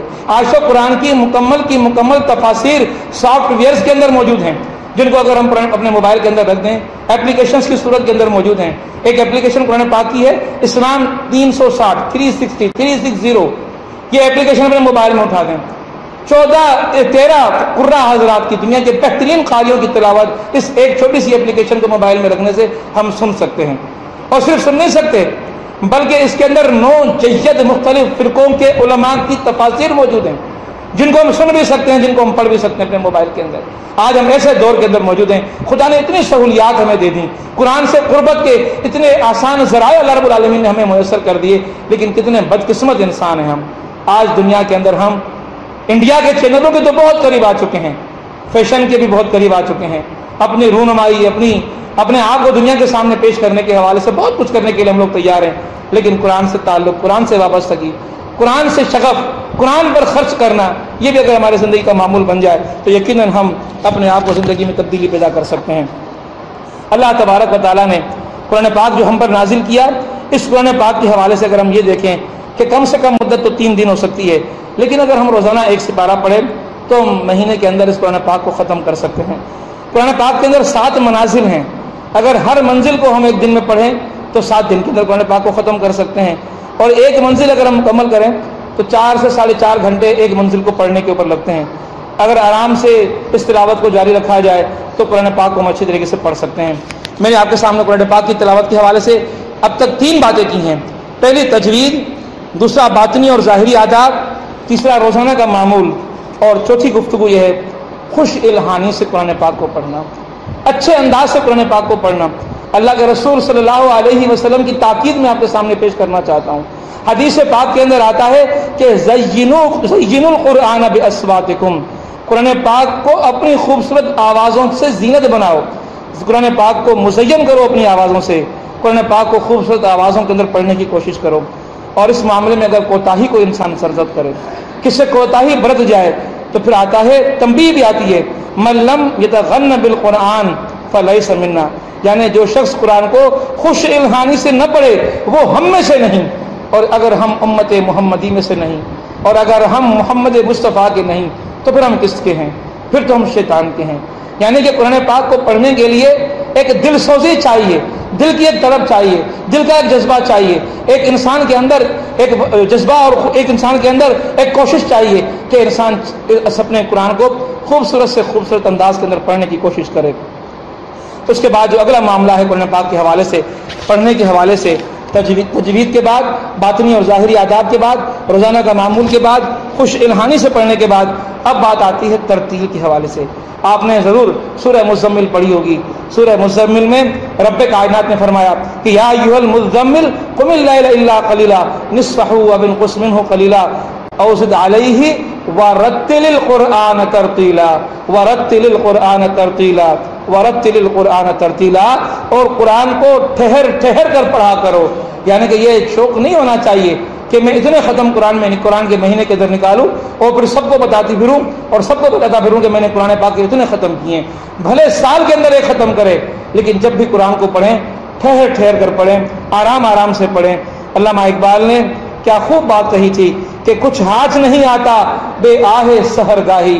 اس قرآن کو پڑھنے کے لمحات اگر انسان ایسے مقرر کر لے کہ جب رات کے اندھیرے ہوں اور ساری انسانیت سو رہی ہو اور یہ اللہ کی بندی اور اللہ کا بندہ جاگ کر کسی کونے کے اندر قرآن کو کھول کر قرآن کو اپنے الفاظ کے اندر پڑھ رہا ہو، تو قرآن پاک کا یہ پڑھنا اس کے لیے بڑی نعمت ثابت ہو سکتا ہے. قرآن پاک کی تلاوت کے حوالے سے جو آخری بات میں آپ کے سامنے کروں گا وہ یہ ہے کہ قرآن پاک کو حفظ کیا جائے. میری مائیں اور میری بہنیں یہ کہیں گی، میرے بھائی جو یہاں پر بیٹھے ہیں وہ یہ بات کہیں گے کہ ہم قرآن کو کیسے حفظ کریں. دنیا کے معمولات ہیں، دنیا کے کوئی ہمارے معاملات ایسے ہیں، روز و شب کے ہمارے روزگار کے معاملے ایسے ہیں کہ ہم ان کے ہوتے ہوئے قرآن پاک کو کیسے حفظ کر سکتے ہیں. حالانکہ کسی شاعر نے بڑی خوب بات کہی تھی کہ عصر حاضر ملک الموت ہے تیرا، جس نے قبض کی روح تیری دے کے تجھے فکر معاش. اس معاش کی فکر تو ہمیں ہے، لیکن اس قرآن کی فکر نہیں ہے، اس آخرت کی، اس قبر کی فکر نہیں ہے. تو حفظ کے حوالے سے میں آپ کے سامنے اتنی بات کرنا چاہوں گا. ایک تو حفظ کے معنی یہ ہے کہ انسان پورا قرآن حفظ کر لے، لیکن ضروری نہیں ہے کہ جو پورا قرآن حفظ نہیں کر سکتا وہ قرآن کی ایک آیت بھی حفظ نہ کرے، قرآن کا ایک رکوع بھی حفظ نہ کرے، کوئی ایک چھوٹی سورہ بھی حفظ نہ کرے. کم از کم اتنا قرآن تو حفظ کرے جتنا کہ نمازوں میں، تہجد کے اندر، تراویح کے اندر اس کے لیے پڑھنا ضروری ہے. تو انسان کے اندر ایک یہ بھی کوشش ہونی چاہیے، ایک جستجو ہونے چاہیے کہ وہ قرآن کو زیادہ سے زیادہ یاد کر سکے. جتنا یہ یاد کرے گا اتنا اس کے لیے اللہ رب العالمین کی بارگاہ کے اندر درجات بڑھیں گے. تو یہاں ٹھہر کر میں ذرا آپ سے معلوم کرنا چاہوں گا، آپ ذرا مجھے سوچ کے بتائیں کہ اس وقت تک جو باتیں میں نے آپ کے سامنے کی ہیں وہ کتنی باتیں میں نے آپ کے سامنے کی ہیں. میں نے تو قرآن کی عظمت کے حوالے سے بات آپ کے سامنے کی، میں نے قرآن کے اوپر ایمان کے حوالے سے بات آپ کے سامنے کی، اور قرآن کی تلاوت کے حوالے سے بات آپ کے سامنے کی. یہ تین باتیں میں آپ کے سامنے کر چکا ہوں. اب چوتھی بات میں آپ کے سامنے کرنا چاہتا ہوں. اس چوتھی بات کو بھی ذرا غور سے سنیے گا. قرآن کا تیسرا حق یہ ہے کہ قرآن پاک کو سمجھا جائے. اس وقت تک جتنی باتیں میں نے آپ کے سامنے کی ان تمام کی تمام باتوں کے اندر قرآن کے ظاہر کے حوالے سے باتیں تھیں، قرآن کو زبان پر اتارنے کی باتیں تھیں. لیکن اب جو بات میں آپ کے سامنے کرنا چاہتا ہوں وہ قرآن کو دل میں اتارنے کی بات ہے. قرآن پاک الحمدللہ اس وقت بھی اس دنیا کے اندر اللہ کی سرزمین پر کسی بھی کتاب کے حوالے سے اس دنیا کی سب سے زیادہ پڑھی جانے والی کتاب ہے. لیکن جتنا اس کتاب کو پڑھا جاتا ہے اسی حوالے سے اس کے بالکل برعکس یہ قرآن پاک اتنا ہی کم سمجھی جانے والی کتاب ہے. یعنی کہ ہمارا پاکستان کے اندر اگر 18 کروڑ آبادی کو ہم اٹھا کے دیکھیں، اس 18 کروڑ آبادی کے اندر الحمدللہ میں سمجھتا ہوں کہ جتنا مسلمان ہوگا وہ زندگی میں اس نے کبھی نہ کبھی قرآن ضرور پڑھا ہوگا، سال میں ضرور کبھی نہ کبھی قرآن پڑھتا ہوگا، قرآن سنتا ہوگا نمازوں کے اندر. لیکن یہ بتائیں کہ زندگی میں اتنا قرآن سنا، زندگی میں اتنا قرآن پڑھا، کتنا قرآن ہے کہ جس کو ہم نے سمجھا. تو قرآن ایک مظلوم کتاب کی صورت میں اس انسانیت کے سامنے کھڑی ہے، اور خصوصاً اہل ایمان کے سامنے کھڑی ہے کہ یہ میرے ساتھ کیا معاملہ ہے. خدا نے ایک نسخہ کیمیا ہمارے حوالے کر دیا، اتر کر ہرا سے سوئے قوم آیا اور ایک نسخہ کیمیا ساتھ لے کر آیا. یہ ایک نسخہ کیمیا جو رب کائنات نے محمد مصطفیٰ صلی اللہ علیہ وسلم کی طفیل ہمیں عطا کر دیا. اس نسخہ کیمیا، اس نسخے کو سمجھنے کے لیے ہم میں سے کتنوں نے کوشش کی. ہماری زندگیوں کے اندر اگر دین سے لا تعلقی ہے، بے رغبتی ہے، تو اس کا بنیادی سبب یہ ہے کہ ہم قرآن کو سمجھتے نہیں ہیں. اللہ تبارک و تعالیٰ کے پیارے پیغمبر آقا نامدار حضرت محمد مصطفیٰ صلی اللہ علیہ وسلم کی ہدایات کو اگر ہم دیکھیں تو اس قرآن کی عظمت کا حال تو یہ ہے کہ اگر کوئی سمجھتا نہیں ہے اس قرآن پاک کو تب بھی وہ ثواب سے محروم نہیں ہے. آپ صلی اللہ علیہ وسلم کے ایک حدیث کے اندر آتا ہے، آپ فرماتے ہیں کہ قرآن مجید کے ہر حرف پر 10 نیکیاں ملتی ہیں. پھر آپ صلی اللہ علیہ وسلم نے مثال دے کر فرمایا کہ الف لام میم یہ 3 حروف ہیں، ان کی تلاوت پر انسان کو 3 نیکیاں ملتی ہیں. یعنی کہ الف لام میم تو وہ حروف ہیں کہ جن کی تشریح نبی اکرم صلی اللہ علیہ وسلم نے بھی نہیں کی، نہ قرآن نے خود تشریح کی کہ ان 3 حروف کو ملا کر جو لفظ بنتا ہے الف لام میم، اس کی معنی کیا بنتی ہیں. یعنی کہ معنی سے نہ بلد ہونے کے باوجود بھی، مفہوم کو نہ سمجھنے کے باوجود بھی انسان ہر حرف پر نیکیاں حاصل کر رہا ہے. لیکن ذرا سمجھیں کہ اگر قرآن پاک کو سمجھا جائے تو کتنا درجہ ہوتا ہے. ذرا اس درجے کو سمجھنے کے لیے ایک چھوٹی سی مثال میں آپ کے سامنے پیش کرنا چاہوں گا. ہمارے ہاں ایک بہت بڑی الحمدللہ رغبت موجود ہے. ہمارے پاس بچوں کو حافظ بنانے کا ہمیں بڑا شوق ہوتا ہے، جو الحمدللہ ہمارے قرآن کی حفاظت کا ایک بہت بڑا ذریعہ ہے. لیکن ایک بات ہمارے ذہنوں میں ہونی چاہیے ایک قرآن کا حافظ جب میدان حشر میں خدا کی بارگاہ کے اندر کھڑا ہوا ہوگا تو خدا کے پاس اس کا درجہ اور مقام یہ ہوگا کہ وہ خود تو خدا کی بارگاہ میں نجات حاصل کر چکا ہوگا، لیکن خدا اسے یہ کہے گا کہ تمہیں میں اس بات کا اختیار دیتا ہوں کہ تم 10 جہنمیوں کے بارے میں مجھے سفارش کرو، میں تمہاری اس سفارش کے اوپر جن کے اوپر جہنم واجب ہو چکی ہوگی میں ان کو جہنم سے نکال کر جنت میں ڈال دوں گا۔ یعنی کہ حافظ قرآن کو اتنا بڑا اللہ رب العالمین نے درجہ دیا کہ اس کی سفارش پر 10 جہنمی جہنم سے نجات پائیں گے۔ ہماری مائیں یہی کر لیں کہ اپنے بچوں کو قرآن سے راغب کریں اور خود بھی جنت کو حاصل کر لیں اور اپنے بچوں کو بھی جنتی بنا لیں۔ لیکن ذرا اس کے حوالے سے ایک اور پہلو سنیے گا، وہ فرد کے جو قرآن کا عالم ہے، جو قرآن پر دسترس رکھتا ہے، جو شیخ القرآن ہے، شیخ الحدیث ہے، قرآن کے مفہوم کو سمجھتا ہے، قرآن کی معنی کو سمجھتا ہے، قرآن کے معنی کو لوگوں تک پہنچا سکتا ہے، سمجھا سکتا ہے، جس کو قرآن کا علم ملا، جس کو عالم کہا جاتا ہے، عالم 70 جہنمیوں کی خدا کی بارگاہ کے اندر میدان حشر کے اندر سفارش کر سکتا ہے۔ اب اگر آپ نے اپنے بچے کو حافظ بنا دیا اور عالم بھی بنا دیا تو 70 حفظ کے نتیجے میں اور 70 قرآن کے عالم ہونے کے نتیجے میں، یعنی کہ مجھے بتائیں کہ گھر کا کون سا فرد ہے کہ پھر جو جہنمی رہ جائے گا؟ اگر قرآن پاک سے رغبت کا ہمارا یہ معاملہ ہو جائے تو یقیناً ہم اس دنیا کے اندر اس قرآن کو سیکھ سکتے ہیں۔ اب میں آپ کے سامنے وہ بات کرنا چاہوں گا کہ اس قرآن پاک کو سیکھا کیسے جائے، اس کے ترجمے کو کیسے سمجھا جائے۔ میری بہنوں، آج آپ یہ اہتمام یہاں پر کر رہی ہیں، آج آپ نے قرآن پاک کا ایک درس یہاں پر رکھا ہے۔ میں دعویٰ نہیں کرتا آپ کے سامنے، لیکن میں ایک چھوٹی سی کوشش ضرور کر سکتا ہوں۔ مجھے بھی زندگی کے اندر ایک استاد ملا، اللہ تعالیٰ اس کو عمر دراز عطا فرمائے، اس کو نیکیاں عطا فرمائے، وہ جگ جگ جیے، بشیر قلب خاور بشیر بٹ صاحب۔ انہوں نے مجھے 10 دن میں قرآن پاک کا ترجمہ کرانا سکھا دیا۔ انہوں نے ایک شرط رکھی تھی کہ جو بندہ میٹرک پاس ہو میں اس کو 10 دن کے اندر قرآن پاک کا ترجمہ سکھا دوں گا۔ اور میں ان کے پاس سیکھنے کے لیے وہاں چلا گیا تھا پنجاب، اور 10 دن انہوں نے مجھے اپنے پاس رکھا۔ 2.5 گھنٹے کی کلاس ہوا کرتی تھی، اس میں قرآن پاک کی تجوید بھی، تفسیر بھی اور قرآن پاک کا ترجمہ کرنا انہوں نے مجھے سکھا دیا۔ اور جب میں وہاں سے واپس آ رہا تھا 10 دن گزارنے کے بعد، الحمدللہ قرآن پاک کا 80% ترجمہ میں خود کر سک رہا تھا۔ پھر الحمدللہ میں نے یہ جہاں پر میں پڑھایا کرتا تھا کالجوں کے اندر، میں نے بچیوں کے لیے بھی اور طلبہ کے لیے بھی اس بات کا اہتمام کیا کہ 3 دن میں بچوں سے لیا کرتا تھا اور 5 گھنٹے کی کلاسیں لیا کرتا تھا۔ 15 گھنٹے کے اندر بچوں کو میں تفسیر کے بغیر، تجوید کے بغیر صرف قرآن پاک کا ترجمہ کرنا سکھا دیا کرتا تھا۔ تو آج بھی ہماری مائیں بہنیں اور بچیاں جو آج یہاں موجود ہیں، جو اسکولوں سے تعلق رکھتی ہیں، پڑھتی ہیں، پڑھاتی ہیں، اگر یہ کوئی ایک اپنے اندر ایسی استاد پیدا کر لیں اور پھر اس کے ذریعے سے بچیوں کی تعلیم کا یہ سلسلہ شروع ہو جائے کہ قرآن پاک کا ترجمہ کرنے کا ایک سلسلہ یہاں شروع ہو جائے، ان پوری آبادیوں کے اندر قرآن سے تعلق کا ایک ولولہ اور جذبہ اور شوق پیدا ہو جائے، تو یقیناً ہم ایک بہت بڑے ثمر کو، ایک بہت بڑے ادب کو یہاں پر حاصل کر سکتے ہیں۔ تو آپ بھی اس کا اہتمام کر سکتے ہیں، آپ بھی اس کے لیے کوشش کر سکتے ہیں کہ قرآن پاک کی عربی کو سیکھ سکیں۔ قرآن پاک کے حوالے سے 2 باتیں ذرا ذہن میں رکھیے گا۔ قرآن پاک کے حوالے سے، قرآن پاک کو سمجھنے کے حوالے سے ایک جو لفظ استعمال ہوتا ہے، پہلا درجہ جو ہوتا ہے وہ تذکر کا ہوتا ہے، اور تذکر کا لفظ ذکر سے نکلا ہے، جس کے معنی ہوتے ہیں یاد دہانی۔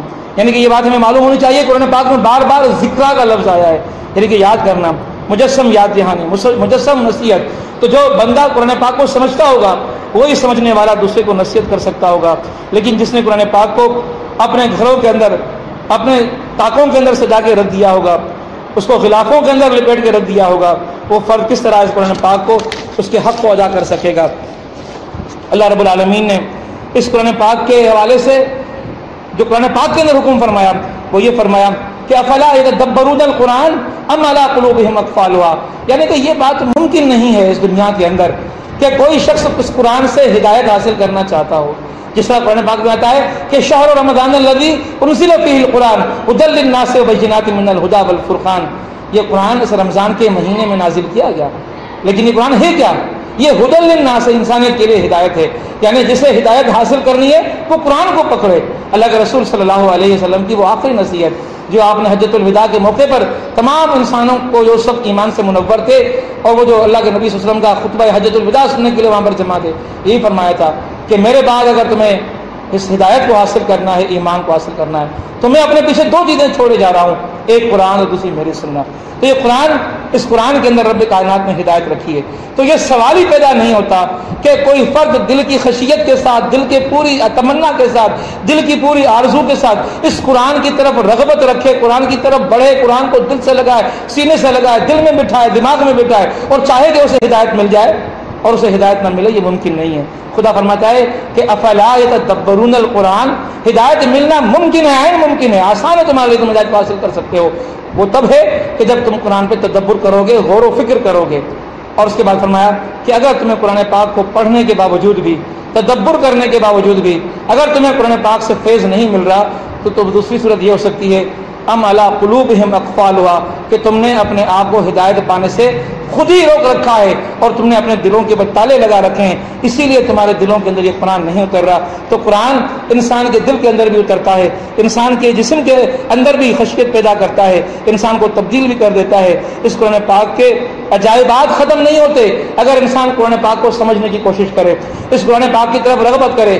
آج میں آپ کے سامنے بیٹھ کر یہاں قرآن پاک کی چند آیتیں تلاوت کر کے آپ کے سامنے ان کو سنا بھی رہا ہوں، تو یقین جانیے کہ آج جب میں نے قرآن پاک کی ان آیتوں کی طرف نگاہ اٹھائی ہے، ان پہ غور کیا ہے، تو میں نے جب بھی قرآن کی طرف رجوع کیا ہے، یہ اتنا وسیع خزانہ ہے قرآن پاک کے اندر، معنی کا اور مفہوم کا اور ہدایت کا اور رہنمائی کا، کہ ہمیشہ نئے نئے گوشے اس قرآن پاک سے کھل کر سامنے آ رہے ہوتے ہیں، علم کے نئے نئے دروازے کھل کر ہمارے سامنے آ رہے ہوتے ہیں۔ لہذا قرآن پاک سے رغبت رکھنے والا انسان کبھی مایوس نہیں ہوتا۔ اس قرآن پاک کے تدبر کے حوالے سے میں آپ کو ایک واقعہ سنانا چاہتا ہوں۔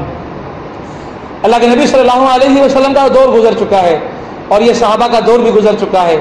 اب بدامنی پیدا ہو چکی ہے، لوٹ مار ہو رہی ہے، قافلے لوٹ رہے ہیں۔ بدامنی کے ان حالات کے اندر ایک بہت بڑا ڈاکو اس حجاز کے علاقے کے اندر پیدا ہوا ہے اور اس کا نام ہے فضیل بن عیاض۔ یہ فضیل بن عیاض اتنا خطرناک ڈکیت ہے کہ اس راہ سے کوئی بھی قافلہ تو اس طرح ہوتا تھا کہ لوگ اونٹوں پہ اور گھوڑوں پہ سامان لے کے نکلتے تھے، خود پیدل چلا کرتے تھے، کاروبار کی نیت سے نکلا کرتے تھے، لیکن یہ قافلے بچ نہیں پاتے تھے، قافلے لٹ جایا کرتے تھے۔ تو لوگوں نے کہا چلو سپاہ لے کر جاتے ہیں، فوجیوں کو سپاہیوں کو ساتھ لے کر گئے، ہتھیاروں سے مقابلہ ہوا، لیکن یہ اس کا لشکر اتنا زبردست لشکر تھا، اس کے سپاہی اتنے زبردست سپاہی تھے کہ کوئی بھی لشکر اس کا مقابلہ نہیں کر پاتا تھا اور یہ شکست کھا جاتے تھے، قافلے لٹ جایا کرتے تھے۔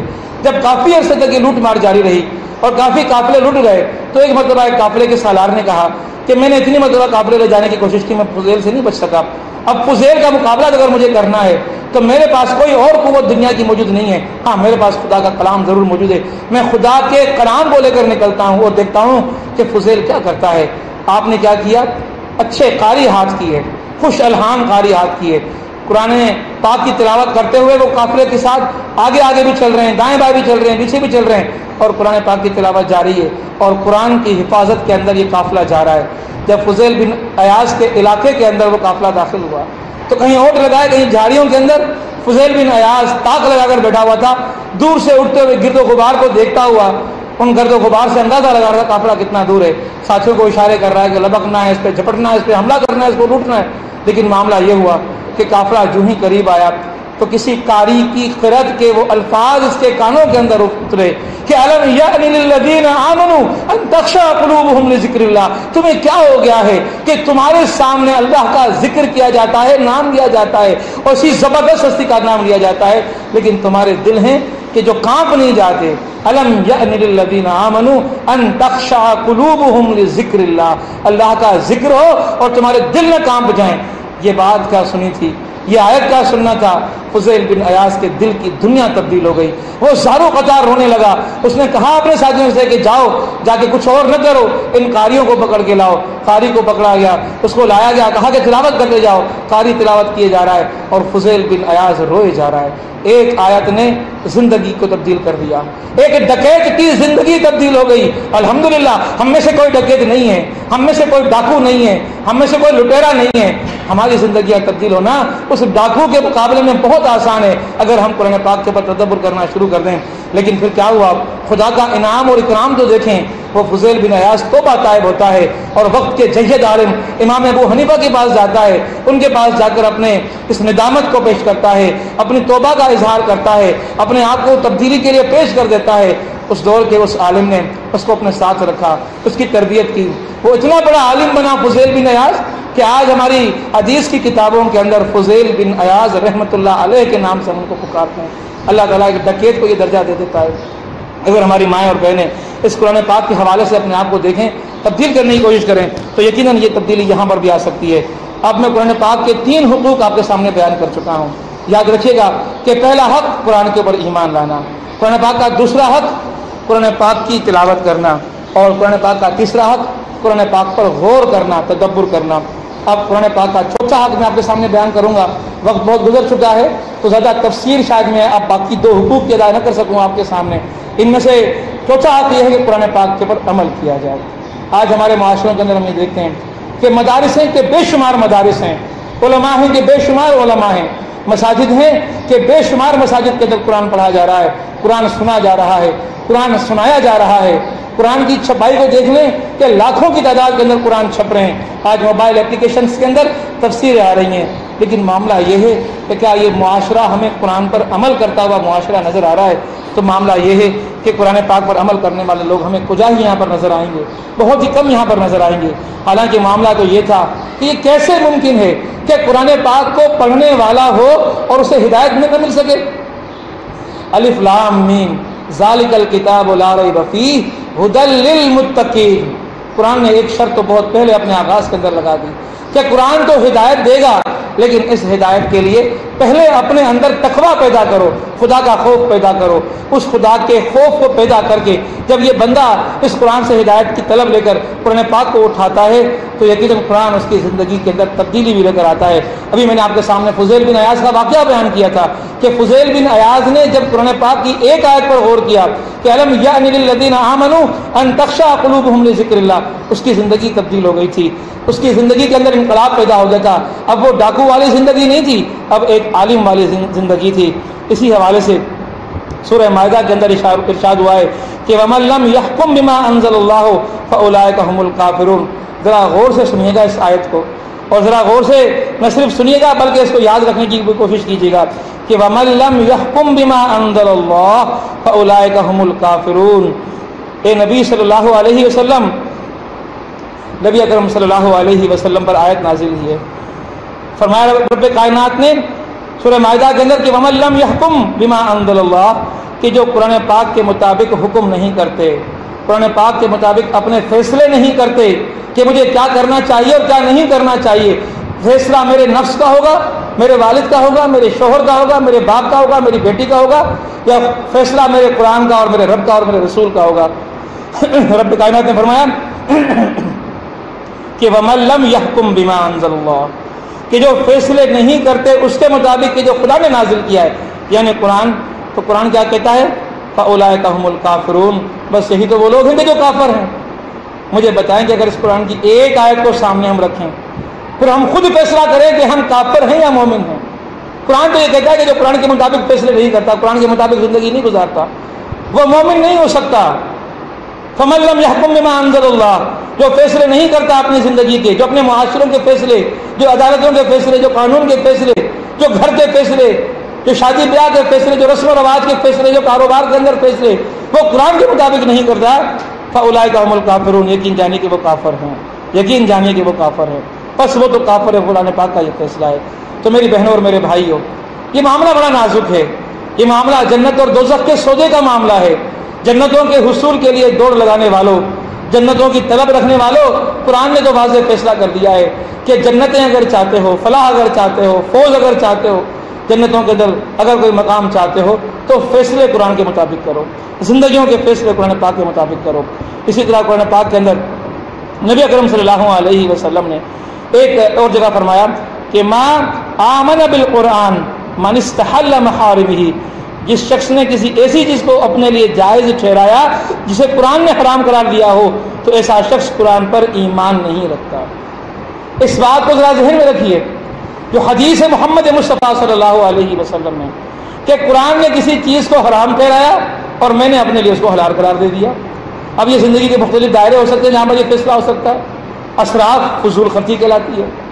فضول خرچی کتنی ہمارے معاشروں کے اندر ہوتی ہے، شادی بیاہ، رسم و رواج، لباس، کتنے معاملات کے ہمارے پاس کچھ فضول خرچی ہوتی ہے۔ ذرا سوچیں کہ اس فضول خرچی کے حوالے سے قرآن تو کہتا ہے فضول خرچی حرام ہے، لیکن میں نے اپنے لیے حلال کر کی رکھی ہے۔ یہ گانا بجانا، یہ ناچنا کودنا، یہ اچھلنا، یہ زندگی کے اندر جتنے بھی معاملے ہم نے اپنے اختیار کر رکھے ہیں، یہ ساری لغویات جو ہم نے اپنی زندگیوں کے اندر اختیار کر رکھا ہے، قرآن تو کہتا ہے سارے حرام ہیں، لیکن ہم نے ان کو اپنے لیے حلال کرا رکھا ہوا ہے۔ آج نوکریوں پر رہنے والے لوگ، میں چونکہ خود بھی کسی ڈپارٹمنٹ سے وابستہ آدمی، میرے سامنے لوگ درخواستیں لے کر آتے ہیں کہ جی ہمیں اتنی تنخواہیں ایڈوانس چاہیے، اس کے لیے آپ درخواست پر سائن کر دیں۔ میں کہتا ہوں کہ تنخواہیں جتنی لے رہے ہو کیا حکومت واپس اتنی تنخواہیں آپ سے لے گی؟ کہ نہیں ایسا تو نہیں کہ حکومت بیوقوف تھوڑی ہے، وہ اگر ہمیں 20 تنخواہیں دے رہی ہے تو کم از کم 30-35 تنخواہیں تو ہم سے واپس لے گی، آستا ہے 40 تنخواہیں واپس لے لے۔ تو میں نے کہا کہ سود کیا ہوتا ہے، اور سود کو خدا نے جنگ قرار دے رکھا ہے۔ کہتے ہیں جی میں تو ہم تو بڑے مجبور ہیں، ہم کیا کریں۔ زندگی کے ایسے ایسے واقعات آئے کہ میں حیران رہ گیا، لیکن سچی بات یہ ہے کہ یاد دہانی اور تذکیر بہت ضرور ہے۔ میرے سامنے دو واقعات ہیں جو آپ کے سامنے بیان کرنا چاہتا ہوں کہ میری ایک بہن کہیں استاد تھی، میں وہیں کہیں وزٹ کے طور پہ وہاں پر گیا، تو میرے سامنے فارم لے کر آئی کہ سر آپ اس فارم پہ سائن کر دیں، تصدیق کر دیں، مجھے آپ کی تصدیق کی ضرورت ہے، میں تنخواہیں لے رہی ہوں۔ میں کیوں تنخواہیں لینا چاہتی ہو؟ کہ میں مجبور ہوں، ضرورت مند ہوں، مجھے بہت حاجت ہے کہ میں یہ قرضہ اٹھاؤں، اس کے بغیر میرا گزارا نہیں ہے، ناگزیر ہو گیا میرے لیے قرضہ اٹھانا۔ میں نے کہا اس میں تو سود ہے، آپ کو معلوم ہے کہ ہاں سود ہے اس کے اندر۔ اگر آپ سود اٹھا رہی ہیں کہ نہیں، کیا کروں، مجبور ہوں۔ میں جس عمارت کے اندر بیٹھا ہوا تھا اس کے باہر ایک نالی گزرتی تھی، میں نے کہا میں اس پہ سائن کر دوں گا، لیکن اس سے پہلے جاؤ اس نالی سے ایک گلاس پانی کا بھر کے لاؤ، مجھے پی کے دکھا دو۔ اگر تم اس کو پی سکتی ہو تو وہ اس سے کم جرم ہے کہ جو تم جرم یہاں پر کرنے جا رہی ہو۔ وہ ایک غلیظ پانی ضرور ہو سکتا ہے، وہ ایک حرام پانی ضرور ہو سکتا ہے، لیکن یہ خدا سے جنگ ہے، باپ کے ساتھ زنا کے برابر ہے۔ تو خدا کے ساتھ جنگ اور باپ کے ساتھ زنا اگر یہ تم برداشت کر سکتی ہے تو تم مجھ سے اس پہ سائن لو، ورنہ اس معاملے کو چھوڑ دو۔ اس نے مجھ سے کاغذات واپس لیے، کہا سر مجھے سوچنے کا موقع دیں۔ کچھ عرصے کے بعد وہ دوبارہ جب میں وہاں گیا تو مجھے کہنے لگی سر میں نے آپ کی اس ہدایت کے نتیجے کے اندر فیصلہ کر لیا ہے کہ میں اب دوبارہ سے یہ نہیں لوں گی، اللہ تعالیٰ مجھے کہیں اور سے میرا انتظام کر دے گا۔ اور وہ زندہ ہے، وہ مری نہیں ہے، اللہ رب العالمین اس پہ اپنا کرم کرے گا، اس کے مسائل کو اللہ رب العالمین حل کرے گا۔ اسی طرح میرے سامنے ایک صحابہ جو کسی مسجد کے متولی تھے اور ظہر کی نماز پڑھایا کرتے تھے، کہنے لگے صحیح مجھے قرضہ لینا ہے۔ میں نے کیوں قرضہ لینا ہے؟ کہ گھر الگ کرنا چاہتا ہوں، ہماری ایک کمبائنڈ فیملی ہے، بھائی ساتھ رہتے ہیں، میری بیوی مجھ سے لڑتی ہے، میں بیوی سے ڈرتا ہوں، وہ کہتی ہے گھر الگ کرو، میں کیا کروں، میں مجبور ہوں، لڑتی ہے، روزانہ کی لڑائی جھگڑے سے بچنا چاہتا ہوں، الگ سے گھر لینا چاہتا ہوں اور مجھے قرضہ منظور کروا دیں۔ میں نے کہا کہ یہ تو سود ہے، کہ میں کیا کروں، مجبور ہوں۔ میں نے کہا کہ کیا اس سود کو لینے کے بعد بھی آپ ممبر رسول پہ کھڑے ہو کے نماز پڑھائیں گے؟ کہا کہ چلیں کچھ دن میں نماز نہیں پڑھاؤں گا۔ میں نے کہا کہ آپ پھر اس سود کے ساتھ آپ کی نمازیں ہوں گی؟ اگر آپ امامت نہیں کر رہے تو کیا آپ کی اپنی نمازیں ہوں گی جتنا عرصہ آپ نماز پڑھائیں گے؟ کہنے لگے کیا کروں، مجبور ہوں۔ میں نے کہا ذرا جا کے سوچ لو۔ کاغذات اٹھا کر لے کر چلے گئے۔ پھر کچھ عرصے بعد ملاقات کی، کہنے لگا سائیں آپ نے مجھے سمجھایا، بات سمجھ میں آ گئی ہے، میں نے فیصلہ کر لیا یہ تنخواہیں ایڈوانس میں نہیں اٹھاؤں گا۔ لیکن ذرا ایک حقیقت دیکھ لیجئے، اللہ تعالیٰ سب کو ڈھانپے رکھے۔ ہم میں سے کتنے نوکری پیشہ ایسے لوگ ہیں جو گورنمنٹ میں نوکری کرتے ہیں اور انہوں نے ایڈوانس تنخواہیں نہ لی ہوں؟ اللہ کے رسول تو فرماتے ہیں جس شخص نے کسی ایسی چیز کو اپنے لیے جائز ٹھہرایا جسے قرآن نے حرام قرار دیا ہے تو ایسا شخص قرآن پر ایمان نہیں رکھتا۔ میری بہنوں، میں زیادہ بات تو نہیں کرنا چاہوں گا آپ سے، لیکن میں ایک بات آپ سے ضرور کہوں گا، ذرا حجاب کے معاملے میں بھی قرآن خدا کا اور اس کے رسول کا حکم دیکھ لیجیے گا۔ اگر چہرے کو ڈھانپنا خدا کا حکم ہے، چہرہ کھول کے غیر محرم کے سامنے آنا حرام ہے، تو قرآن کے اس فیصلے کو، رسول کے اس فیصلے کو، خدا کے اس حرام کے فیصلے کو اپنے لیے حلال قرار دینا، اللہ رب العالمین معاف فرمائے، اللہ رب العالمین معاف فرمائے۔ امام غزالی رحمۃ اللہ علیہ ایک عجیب و غریب بات اپنی کتاب احیاء العلوم میں کہہ گئے، آپ بھی ذرا سنیے گا، آپ کو حیرت ہوگی۔ آپ فرماتے ہیں کہ قرآن کے بعض پڑھنے والے ایسے ہیں کہ جنہیں سوائے لعنت کے اور کچھ حاصل نہیں ہوتا، یعنی قرآن پڑھتے ہیں لعنت ملتی ہے، اور قرآن پڑھ کے اٹھتے ہیں لعنتیں لے کر اٹھتے ہیں۔ میں اس بات کو پڑھ کے حیران ہو گیا۔ آپ ذرا سنیے گا کیا فرماتے ہیں، فرمایا کہ اس لیے کہ جب وہ قرآن میں یہ پڑھتے ہیں کہ لعنت اللہ علی الکاذبین، اللہ کی لعنت ہے جھوٹ بولنے والوں پر، اور وہ خود جھوٹ بولتا ہو تو لعنت کس کو ہوئی؟ خود قرآن پڑھتے ہوئے خود ہی کو لعنت ہوئی۔ اور اگر وہ خود جھوٹ بولتے ہیں تو یہ لعنت خود انہیں پر ہوئی۔ اس طرح سود کھانے والے، کم تولنے والے، تھوڑا ناپنے والے، غیبت کرنے والے، پیٹھ پیچھے برائیاں کرنے والے، تانے دینے والے، گالم گلوچ کرنے والے، یہ کتنی باتیں ہیں جو قرآن کے اندر جن کے بارے میں خدا نے لعنتیں کی ہوئی ہیں۔ اب اگر بندہ ان باتوں کو نہیں چھوڑتا، ان برائیوں کو نہیں چھوڑتا، تو قرآن کو پڑھنے کے بعد وہ خود کو لعنتی قرار دیتا چلا جاتا ہے، تو خدا کے کرم سے مستفید ہونے کے بجائے وہ اپنے آپ کو خدا کے عذاب کا مزید مستحق قرار دیتا چلا جاتا ہے۔ اس لیے میری بہنوں اور میرے دوستوں اور میرے بھائیوں، قرآن پاک کا معاملہ بڑا نازک معاملہ ہے۔ قرآن پاک پر ایمان بھی لانا ہے، قرآن پاک کو پڑھنا بھی ہے، اس پہ غور و فکر بھی کرنا ہے، لیکن اس پر عمل کرنا بھی لازم ہے، اس پر عمل کرنا بھی لازم ہے۔ قرآن کو سنو اور اس کے مطابق اپنے آپ کو تبدیل کرو۔ اور یاد رکھیے، ہماری زندگیوں کے اندر ہم لوگ کہتے ہیں کہ صحابہ بڑے عظیم ہستیاں تھے، ہم کہتے ہیں کہ صحابہ کو نبی کریم صلی اللہ علیہ وسلم کا ساتھ نصیب ہوا، ہم رش کرتے ہیں کہ کاش ہم بھی صحابہ کی طرح ہو جائیں. صحابہ کی طرح اگر ہونا ہے تو صحابہ کی طرح ہونے کا ایک نسخہ ہے، اور وہ نسخہ یہ ہے کہ صحابہ کی زندگیوں میں اور ہماری زندگیوں میں فرق یہ ہے کہ صحابہ اگر قرآن پاک کا کوئی حکم سنتے تھے تو فوراً اپنے آپ کو اس حکم کے لحاظ سے تبدیل کر دیا کرتے تھے، اور ہمارا معاملہ یہ ہے کہ ہم خدا کا حکم سنتے ہیں، سر کو دھنتے ہیں، بات دل کو اچھی لگتی ہے، لیکن انقلاب اور تبدیلی اور فرق ہماری زندگیوں کے اندر نہیں آتا. یہی زندگی ہماری جس کے لحاظ سے ہم اس دور کے اندر قرآن کے حامل ہونے کے باوجود بھی بڑے بد نصیب قسم کے لوگ قرار پاتے ہیں. اللہ کے رسول صلی اللہ علیہ وسلم کی زندگی کی دو مثالیں دیکھ رہے ہیں آپ لوگ کہ ہم صحابہ نے کس طرح اپنی زندگیوں کو تبدیل کیا.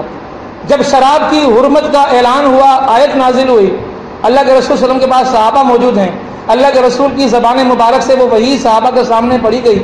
جب صحابہ نے اس وحی کو سنا، اس حکم کو سنا، تو اب مدینے کی گلیوں کے اندر دوڑ لگا دی کہ ایسا نہ ہو جائے کہ اس حکم کو سننے کے بعد کسی تک یہ حکم نہ پہنچے اور وہ اس گناہ کے اندر پڑا رہے، تو فوراً دوڑ کر میں لوگوں کو بتاؤں کہ شراب حرام ہو چکی ہے. صحابہ نے مدینے کی گلیوں کے اندر دوڑ لگانا شروع کر دی، اور حالت یہ تھی کہ لوگوں نے گھروں کے اندر مٹکے بھرے ہوئے تھے شراب کے، وہ مٹکے ٹوٹنا شروع ہو گئے.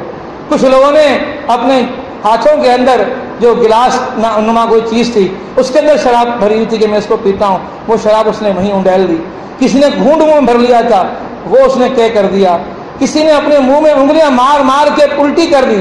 ایسا نہ ہو کہ جو میں نے پیٹ کے اندر شراب ڈالی تھی، یہ قرآن کی اس شراب کی حرمت کے بعد میں نے یہ گھونٹ پیا ہو، یہ پیٹ میں اترا ہو اور میں گناہ گار ہو گیا ہوں. تبدیلی کیسے آ گئی ہے، ایک انقلاب کیسے آ گیا ہے معاشرے کے اندر. وہی شرابوں کا خوگر معاشرہ اب شرابوں سے نفرت کرنے والا معاشرہ ہو چکا ہے.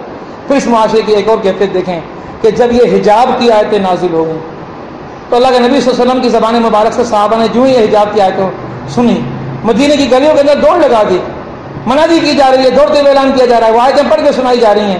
تو ہماری مائیں اور بہنیں کتنی سعادت مند تھیں وہ صحابیات کہ جس نے جہاں قرآن پاک کی آیت سنی کہ چہروں کو ڈھانپنے کا حکم ہے، جو چادر ہاتھ میں تھی وہ سر پہ ڈال دی، اپنے آپ کو ڈھانپ کے، چہرے کو ڈھانپ کے گھر کی طرف نکلی. اور یہ بھی روایت کے اندر آتا ہے کہ وہ جبے پہنا کرتی تھیں اور کمر پر ایک کپڑا باندھا کرتی تھیں.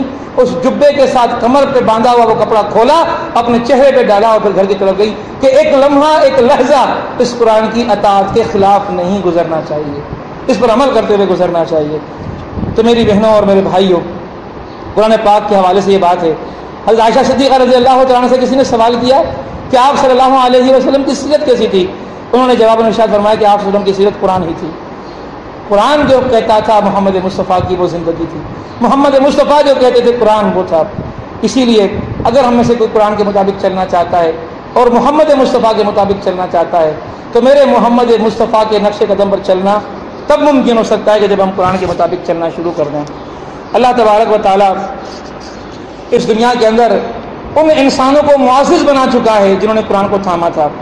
وہ دنیا کے اندر بہت تھوڑے تھے، 313 تھے، 1000 پر غالب آئے، 1000 تھے، 700 تھے، 1000 پر غالب آئے، 3000 پر غالب آئے، اور جب 10,000 ہوئے تو لاکھوں پر غالب آئے اور پوری دنیا کے پر ان کا غلبہ ہو گیا.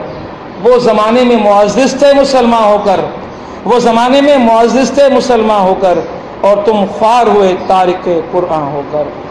سورہ بقرہ کی آیت میں آپ کے سامنے اس موقع پر پڑھنا ضرور سمجھوں گا. ارشاد باری تعالیٰ ہے، کیا تم کتاب کے بعض حصے کو مانتے ہو اور بعض کا انکار کرتے ہو؟ تو تم میں سے جو کوئی ایسا کرے گا اس کی سزا اس کے سوا کیا ہو سکتی ہے کہ اسے دنیا میں ذلیل اور خوار کر دیا جائے اور آخرت میں شدید ترین عذاب میں دھکیل دیا جائے.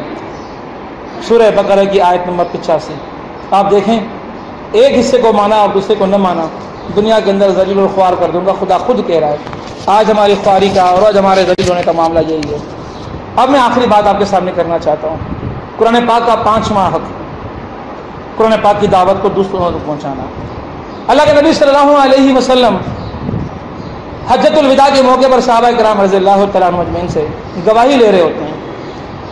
کیا گواہی لی؟ کیا میں نے اللہ کا دین، اس کا پیغام تم تک پہنچا دیا؟ جب تمام صحابہ نے بلند آواز سے کہا کہ ہم گواہی دیتے ہیں کہ آپ نے تبلیغ کا حق ادا کر دیا، تب آپ صلی اللہ علیہ وسلم نے فرمایا اب جو لوگ جہاں موجود ہیں ان کی ذمہ داری ہے کہ وہ اللہ کے دین اور اس کے پیغام کو ان تک پہنچائیں جو یہاں موجود نہیں ہیں. بلغوا عنی ولو آیا، مجھ سے جو ایک بات آپ تک پہنچی اس بات کو بھی آگے پہنچانا ہے آپ نے. اللہ رب العالمین کے ان احکامات کو دنیا کے آخری بندے تک پہنچانا. ہماری زندگی کی جستجو جدوجہد یہ ہونی چاہیے کہ قرآن کی کوئی بات مجھ تک پہنچی تو میں دوسرے تک پہنچاؤں. یہ ایک مشن کے طور پر، یہ ایک تحریک کے طور پر اس جدوجہد کو معاشرے کے اندر اختیار کرنا، یہ ذمہ داری اہل ایمان کی. لیکن معاملہ کیا ہے؟ اتنی بڑی ذمہ داری ہمارے اوپر. لو انزلنا هذا القرآن على جبل لرأيته خاشعا متصدعا من خشية الله.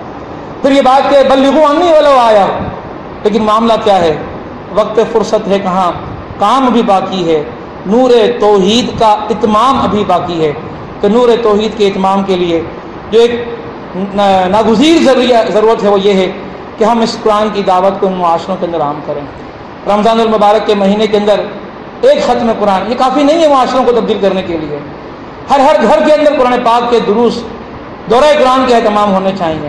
قرآن لوگوں کا موضوع بن جائے، قرآن لوگوں کی گفتگو بن جائے، قرآن کے اوپر لوگوں کے مباحثے شروع ہو جائیں، قرآن کا علم حاصل کرنا لوگوں کا ذوق اور شوق بن جائے. اس کے لیے ہمیں کوشش کرنی چاہیے. پھر آپ صلی اللہ علیہ وسلم کا یہ مشہور قول تو آپ نے سنا ہوگا، خیرکم من تعلم القرآن وعلمہ. تم میں سے تو بہترین شخص وہ ہے جو قرآن سیکھتا ہے اور قرآن لوگوں کو سکھاتا ہے. تو کیوں نہ ہم معاشرے کے اندر اپنے آپ کو بہتر فرد کے طور پر پیش کرنے کے لیے اس قرآن سے اپنے تعلق کو جوڑنے کی کوشش کریں.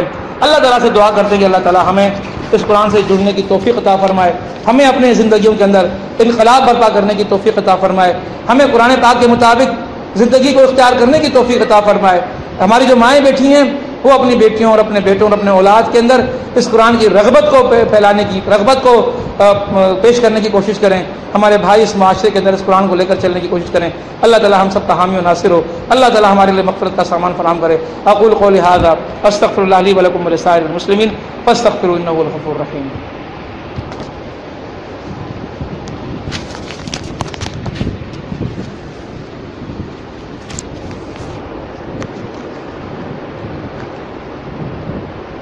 درود شریف پڑھنا. اللہم صلی علی محمد وعلی آل محمد کما صلیت علی ابراہیم وعلی آل ابراہیم انک حمید مجید. اللہم بارک علی محمد وعلی آل محمد کما بارکت علی ابراہیم وعلی آل ابراہیم انک حمید مجید. یا رب ذو الجلال، یا رب ذو الجلال، گرمی کے اس مہینے کے اندر، روزے کی اس کیفیت کے اندر، گھر کے ساز و سامان کو، گھر کے لطف کرم کو، گھر کی آسائشوں کو چھوڑ کر تیرے اس گھر کے اندر آ کر بسنے والے، بیٹھنے والے میری ان ماؤں کو، میری ان بہنوں کو، میری ان بچیوں کو، میری ان بیٹیوں کو، میرے ان بھائیوں کو، میرے ان دوستوں کو، یا رب ذو الجلال تو نے جو توفیق عطا فرمائی کہ قرآن پاک سے متعلق گفتگو کو یہاں سن سکیں. قدر طویل گفتگو ہو گئی، 71 منٹ کی یہ گفتگو تھی. یا رب ذو الجلال اس 71 منٹ کی گفتگو کے اندر مجموعی طور پہ 6 یا 7 باتیں کہی گئی ہیں. یا رب ذو الجلال تو ان 6 یا 7 باتوں پر ہمیں عمل کرنے کی توفیق عطا فرما دے. یا رب ذو الجلال تو بڑا عظیم ہے، تو بڑا کریم ہے، تو بڑا رحیم ہے، تو بڑا جلیل ہے. یا رب ذو الجلال تو قادر ہے، تو خالق ہے، تو مالک ہے. یا رب ذو الجلال تو زبردست ہے، تو عزیز ہے، تو ستار ہے. یا رب ذو الجلال تجھے تیری عظمتوں کا واسطہ، تجھے تیری عظمتوں کا واسطہ، تجھے تیری عظمتوں کا واسطہ، تو ہم پر اپنا خصوصی کرم اور خصوصی رحم فرما. یا رب ذو الجلال آج کی اس گفتگو کے نتیجے میں جب ہم اپنے گریبانوں کے اندر جھانک کر دیکھتے ہیں، اے پروردگار سوائے ندامت کے، سوائے شرمندگی کے، سوائے افسوس کے، سوائے یاس اور نیاز کے ہمیں کچھ نہیں ملتا. یا رب ذو الجلال ہم نے گمایا ہے، سب کچھ گما دیا ہے، گھلایا ہے زندگی کو، گھلایا ہے ہم نے بے مقصد کاموں کے اندر گھلایا ہے، بے مقصد کاموں کے اندر گھلایا ہے، لا دینیت کے اندر گھلایا ہے، بے دینی کے اندر گھلایا ہے، قرآن سے دوری کے اندر گھلایا ہے، تیرے رسول کی محبت سے بغیر زندگیاں گزری ہیں. یا رب ذو الجلال اے پروردگار، یا ارحم الراحمین تو ہمارے حال پر اپنا خصوصی رحم فرما، اپنا خصوصی کرم فرما، اپنے حال پر ہمیں سوچنے کی توفیق عطا فرما. تو ہمیں ہمارے حال پر سوچنے کی توفیق عطا فرما. حاسبو قبل ان تحاسبو، اپنا حساب کرنے کی توفیق عطا فرما قبل اس کے کہ تو ہمارا حساب کرے. اپنا حساب کرنے کی توفیق عطا فرما قبل اس کے کہ تو ہمارا حساب کرے. اپنا حساب کرنے کی توفیق عطا فرما قبل اس کے کہ تو ہمارا حساب کرے. یا رب ذو الجلال تو ہمیں ایسے مواقع زندگی میں عطا فرما کہ ہم خود کو تیری کٹہری میں کھڑا ہوا محسوس کریں. پھر تو سوال نہ کرے ہم سے، ہم خود سے سوال کریں کہ تیرے احکامات کے مطابق ہم کتنے پورے اترے ہیں، کتنا تیری نمازوں کو پڑھا ہے، کتنا انعامات کے ساتھ، حقوق کے ساتھ روزوں کو رکھا ہے، کتنا اپنے معاملات کے اندر، گفتگوؤں کے اندر، نگاہوں کے اندر، زبان کے اوپر، سماعتوں کے حوالے سے یا زندگی کے تمام تر معاملات کے حوالے سے اپنے آپ کو تیرے احکامات کے مطابق رکھا ہے۔ یا رب ذوالجلال، ہم تو خود کو مجرموں کی فہرست میں محسوس کرتے ہیں، ہم تو خود کو ظالموں کی فہرست میں محسوس کرتے ہیں۔ ہم نے بڑا ظلم کیا ہے خود پر، ہم نے بڑا ظلم کیا ہے خود پر، تجھ سے دوری اختیار کر کے، تیرے دین سے دوری اختیار کر کے، تیرے رسول سے دوری اختیار کر کے، تیرے قرآن سے دوری اختیار کر کے، تیرے احکامات سے دوری اختیار کر کے۔ یا رب ذوالجلال، ہم نے بڑا ظلم کیا ہے اپنے آپ کے اوپر، بڑا ظلم کیا ہے اپنے آپ کے اوپر۔ اے رب ذوالجلال، تو ہمارے اس ظلم کو نہ دیکھ، خود پر کیے ہوئے ہمارے اس ظلم کو نہ دیکھ۔ یا رب ذوالجلال، تو ارحم الراحمین ہے، تو ارحم الراحمین ہے، تو ہم پر اپنا خصوصی رحم و کرم فرما۔ یا رب ذوالجلال، تو ہم پر اپنا خصوصی رحم و کرم فرما۔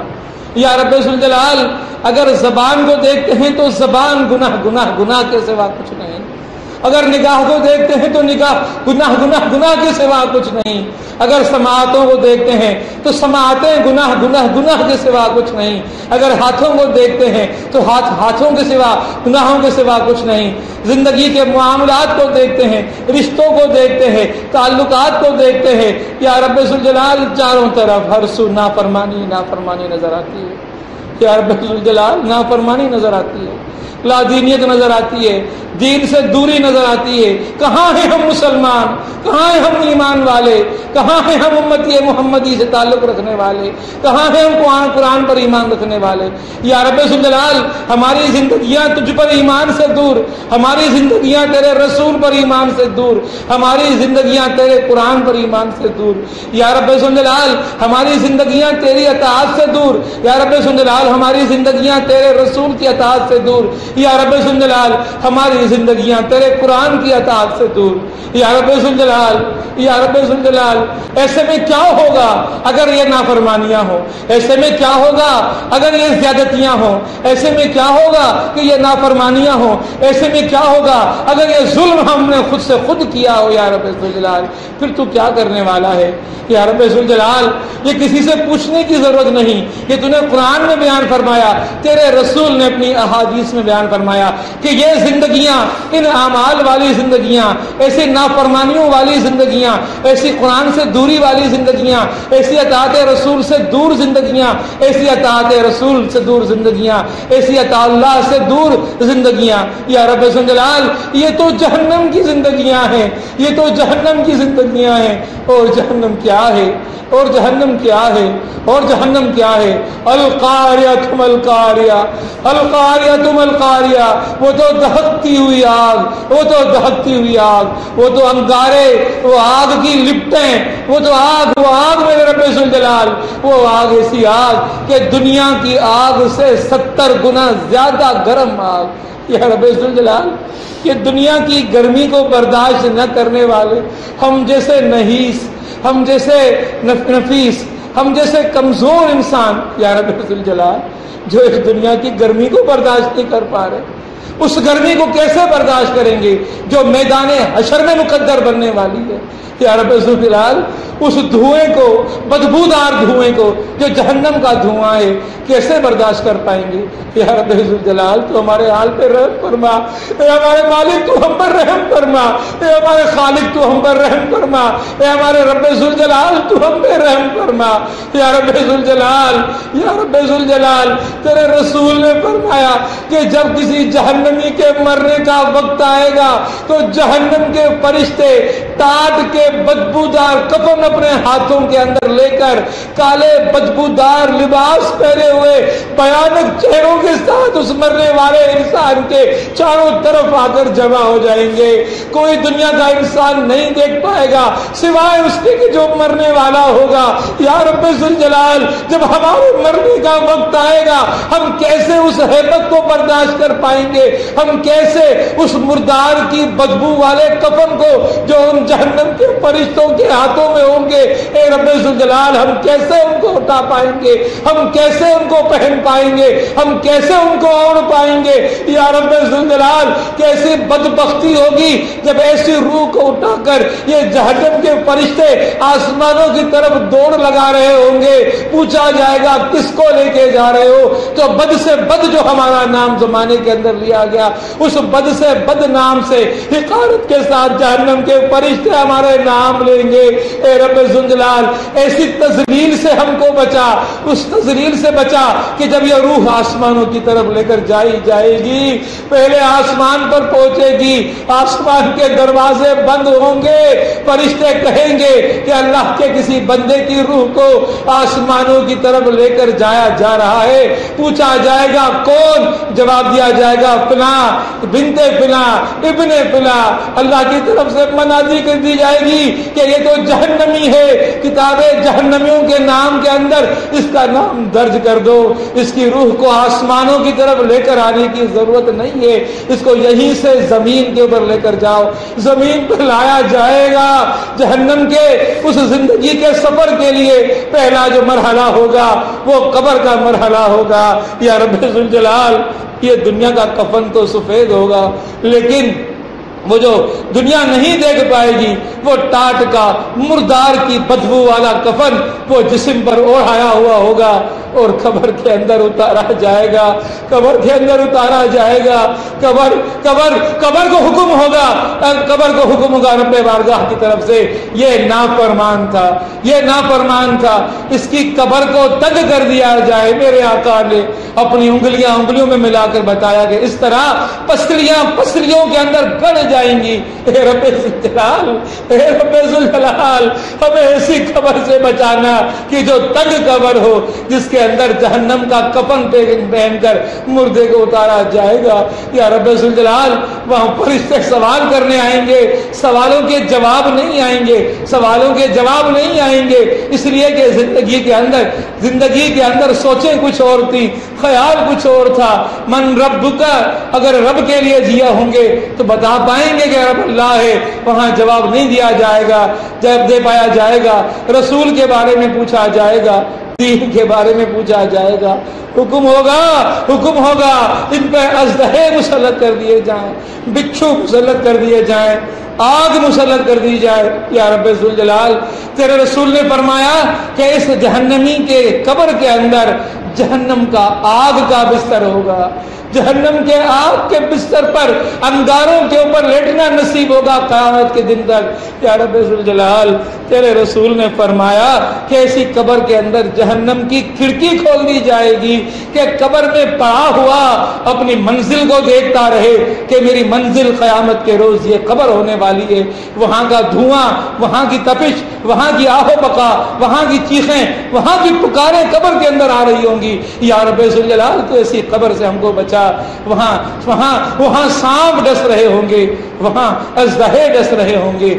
اژدہا جس کا نام اللہ کے رسول نے شجاع اقرا بتایا، جو ڈسے گا 100 ہاتھ جسم نیچے اتر جائے گا، زمین کے اندر اتر جائے گا، 100 سال تک اس کی پھونک سے زمین پر آبادی نہیں ہوگی۔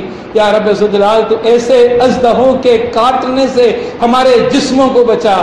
تیرے رسول نے فرمایا فجر کی نماز نہ پڑھنے کے نتیجے میں فجر سے ظہر تک ڈسے گا، ظہر کی نماز نہ پڑھنے کے نتیجے میں ظہر سے عصر تک ڈسے گا، عصر کے نتیجے میں عصر سے مغرب تک، مغرب سے عشاء تک، اور عشاء سے صبح فجر تک۔ یا رب ذوالجلال ہم تو بے نمازی ہیں، ہم کس طرح اپنے آپ کو ان بچھوؤں سے، ان اژدہوں سے بچا پائیں گے؟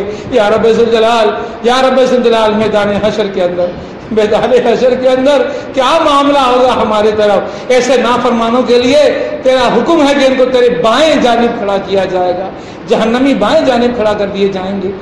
سورج سوا نیزے پر آ جائے گا، تپش کے اندر پسینہ، ابلتا ہوا پسینہ جسموں کو گھیر لے گا، کھولتے ہوئے پانی کے اندر جل رہے ہوں گے، کباب بن رہے ہوں گے، ابل رہے ہوں گے۔ یا رب ذوالجلال میدان حشر کی ایسی سختی سے بچا۔ یا رب ذوالجلال میرے پروردگار، میرے آقا، میرے مولا تیرے رسول نے فرمایا کہ جب کسی جہنمی کے لیے جہنم کا فیصلہ ہو چکا ہوگا، جہنم کی طرف لے جانے کے لیے فرشتے آئیں گے. جہنم 100 کوہ دور ہوگی، 100 کوہ دور ہوگی، لیکن تپش اتنی شدید ہوگی. میرے رسول نے، تیرے رسول نے ایک جسم کی وہ ہڈی دکھائی، وہ چہرہ دکھایا کہ جس پہ سے کھال اتری ہوئی تھی. اللہ کے رسول نے فرمایا کہ 100 کوہ دور جب یہ جہنمی ہوگا، جہنم کی آگ سے اس کا چہرہ اس طرح کھال سے محروم ہو چکا ہوگا. یا رب جلال، جس آگ کی تپش 100 کوہ تک آتی ہو، اے پروردگار اس آگ کی تپش سے تو ہم سب کو بچا. اس جہنم کے اندر ڈالا جائے گا. دنیا کی آگ تو کوئلوں سے جلتی ہے، ایندھن سے جلتی ہے. یا رب جلال، وہ جہنم کی آگ انسانوں سے جلے گی. جتنے جہنمی ڈلیں گے اتنی مزید بھڑکے گی. وہ جہنم تو پکارے گی کہ حل من مزید، حل من مزید، حل من مزید. یا رب الجلال، اس جہنم کی آگ کے اندر جب انسان کو ڈالا جائے گا، لمحوں میں کھال جل رہی ہوگی، لمحوں میں گوشت جل رہا ہوگا، ابل رہا ہوگا انسان کا جسم. یہ کھال، یہ گوشت، یہ پیپ بن رہا ہوگا. تیرے رسول نے فرمایا بھوک لگی ہوگی، پیاس لگی ہوگی، شدید بھوک اور پیاس میں یہ جہنمی پکارے گا میرا رب مجھے کھلا، مجھے پلا. وہی پیپ، بدبودار پیپ، غلیظ پیپ، جہنم کی آگ میں بھڑکتی ہوئی پیپ، وہی اٹھا کے فرشتے منہ میں انڈیل دیں گے. انتڑیاں جل جائیں گی اور اسی طرح وہ پیپ جسم سے باہر خارج ہو جائے گی. نہ کھانا نصیب ہوگا، نہ پینا نصیب ہوگا. بھوک اور پیاس کے نتیجے میں یہ بھڑکتی ہوئی، ابلتی ہوئی پیپ نصیب ہوگی. یا رب ذوالجلال، وہاں جہنم کے فرشتے ہیبت ناک شکلوں کے ساتھ ہوں گے. ان کے ہاتھوں میں جہنم کی آگ کے گرز ہوں گے جو جسم پہ برسائے جا رہے ہوں گے. ہم دنیا کے اندر ایک معمولی لاٹھی کا بار اپنے جسم پہ برداشت نہیں کر سکتے. یہ تسلسل کے ساتھ، یہ مسلسل جسم پہ برسائے جانے والے گرز، اے رب ذوالجلال ہم کہاں برداشت کر پائیں گے. یا رب ذوالجلال، تو ایسے گرزوں کی مار سے تو ہم کو بچا. یا رب ذوالجلال، تیرے قرآن کے اندر آیا کہ جہنمیوں کو آگ کے ستونوں سے باندھ دیا جائے گا. آگ کے ستون، آگ کی زنجیریں، آگ کی لپٹیں، اور یہ بندہ، یہ نحیف بندہ، یہ کمزور بندہ. یا رب ذوالجلال، تیرے قرآن میں آیا اس آگ کو ڈھانپ دیا جائے گا. میرے پروردگار، یہ آگ اگر ڈھپ جائے گی، ایک ذرا سے بھی شدت باہر کی جائے گی، پریشر کوکر کی طرح ہم اندر ابل رہے ہوں گے. اے رب ذوالجلال، اے مالک، اگر ہم اس آگ سے بچ سکتے ہیں تو ایک ہی راستہ ہے اور وہ راستہ توبہ کا راستہ ہے، وہ راستہ استغفار کا راستہ ہے. اے رب ذوالجلال، رمضان المبارک کے اس مبارک دن کے اوپر اس روزے کی کیفیت کے اندر تیرے گھر میں بیٹھے ہوئے ان ہاتھوں کو پھیلائے ہوئے ہم تیری بارگاہ کے اندر یہ تجھ سے دعا کرتے ہیں، التجا کرتے ہیں، آنکھوں کو نم کر کے، آنکھوں سے آنسو بہا کے، رو کے تیری بارگاہ میں اے رب ذوالجلال دعا کرتے ہیں کہ تو ہماری توباؤں کو قبول فرما. اے رب ذوالجلال، تو ہماری استغفار کو قبول فرما. اے رب ذوالجلال، میں نے کیا گناہ نہ کیے، کیا گناہ نہ کیے. اے ہم نے کیا گناہ نہ کیے. رب ذوالجلال، ہم نے کیا گناہ نہ کیے. ایک گناہ کو یاد کرتے ہیں، ایک گناہ کو یاد کرتے ہیں، سامنے جہنم نظر آتی ہے. ایک گناہ کو یاد کرتے ہیں، سامنے قبر کا عذاب نظر آتا ہے. ایک گناہ کو یاد کرتے ہیں، پل صراط کی وہ سختی نظر آتی ہے، میدان حشر کی وہ گرمی نظر آتی ہے. یا رب ذوالجلال، تو ہم پر رحم فرما. یا رب ذوالجلال، تو ہم پہ رحم فرما. ربنا آتنا فی الدنیا حسنۃ وفی الآخرۃ حسنۃ وقنا عذاب النار. رب اجعلنی مقیم الصلاۃ ومن ذریتی ربنا وتقبل دعاء. ربنا اغفر لی ولوالدی وللمؤمنین یوم یقوم الحساب. ربنا آتنا فی الدنیا حسنۃ وفی الآخرۃ حسنۃ وقنا عذاب النار. اللهم طهر قلبي من النفاق وعملي من الرياء ولساني من الكذب وعيني من الخيانة. اللهم أعوذ بك من عذاب جهنم. اللهم أعوذ بك من عذاب جهنم. اللهم أعوذ بك من عذاب النار. اللهم أعوذ بك من عذاب القبر. اللهم أعوذ بك من عذاب القبر. اللهم أعوذ بك من عذاب القبر. اللهم أعوذ بك من عذاب المرض. اللهم أعوذ بك من عذاب القرض. اللهم أعوذ بك من فتنة مسيح الدجال، من فتنة مسيح الدجال. يا حي يا قيوم برحمتک استغیث صلی اللہ تعالی علی خیر خلقہ محمد و آلہ و اصحابہ اجمعین آمین برحمتک یا ارحم الراحمین.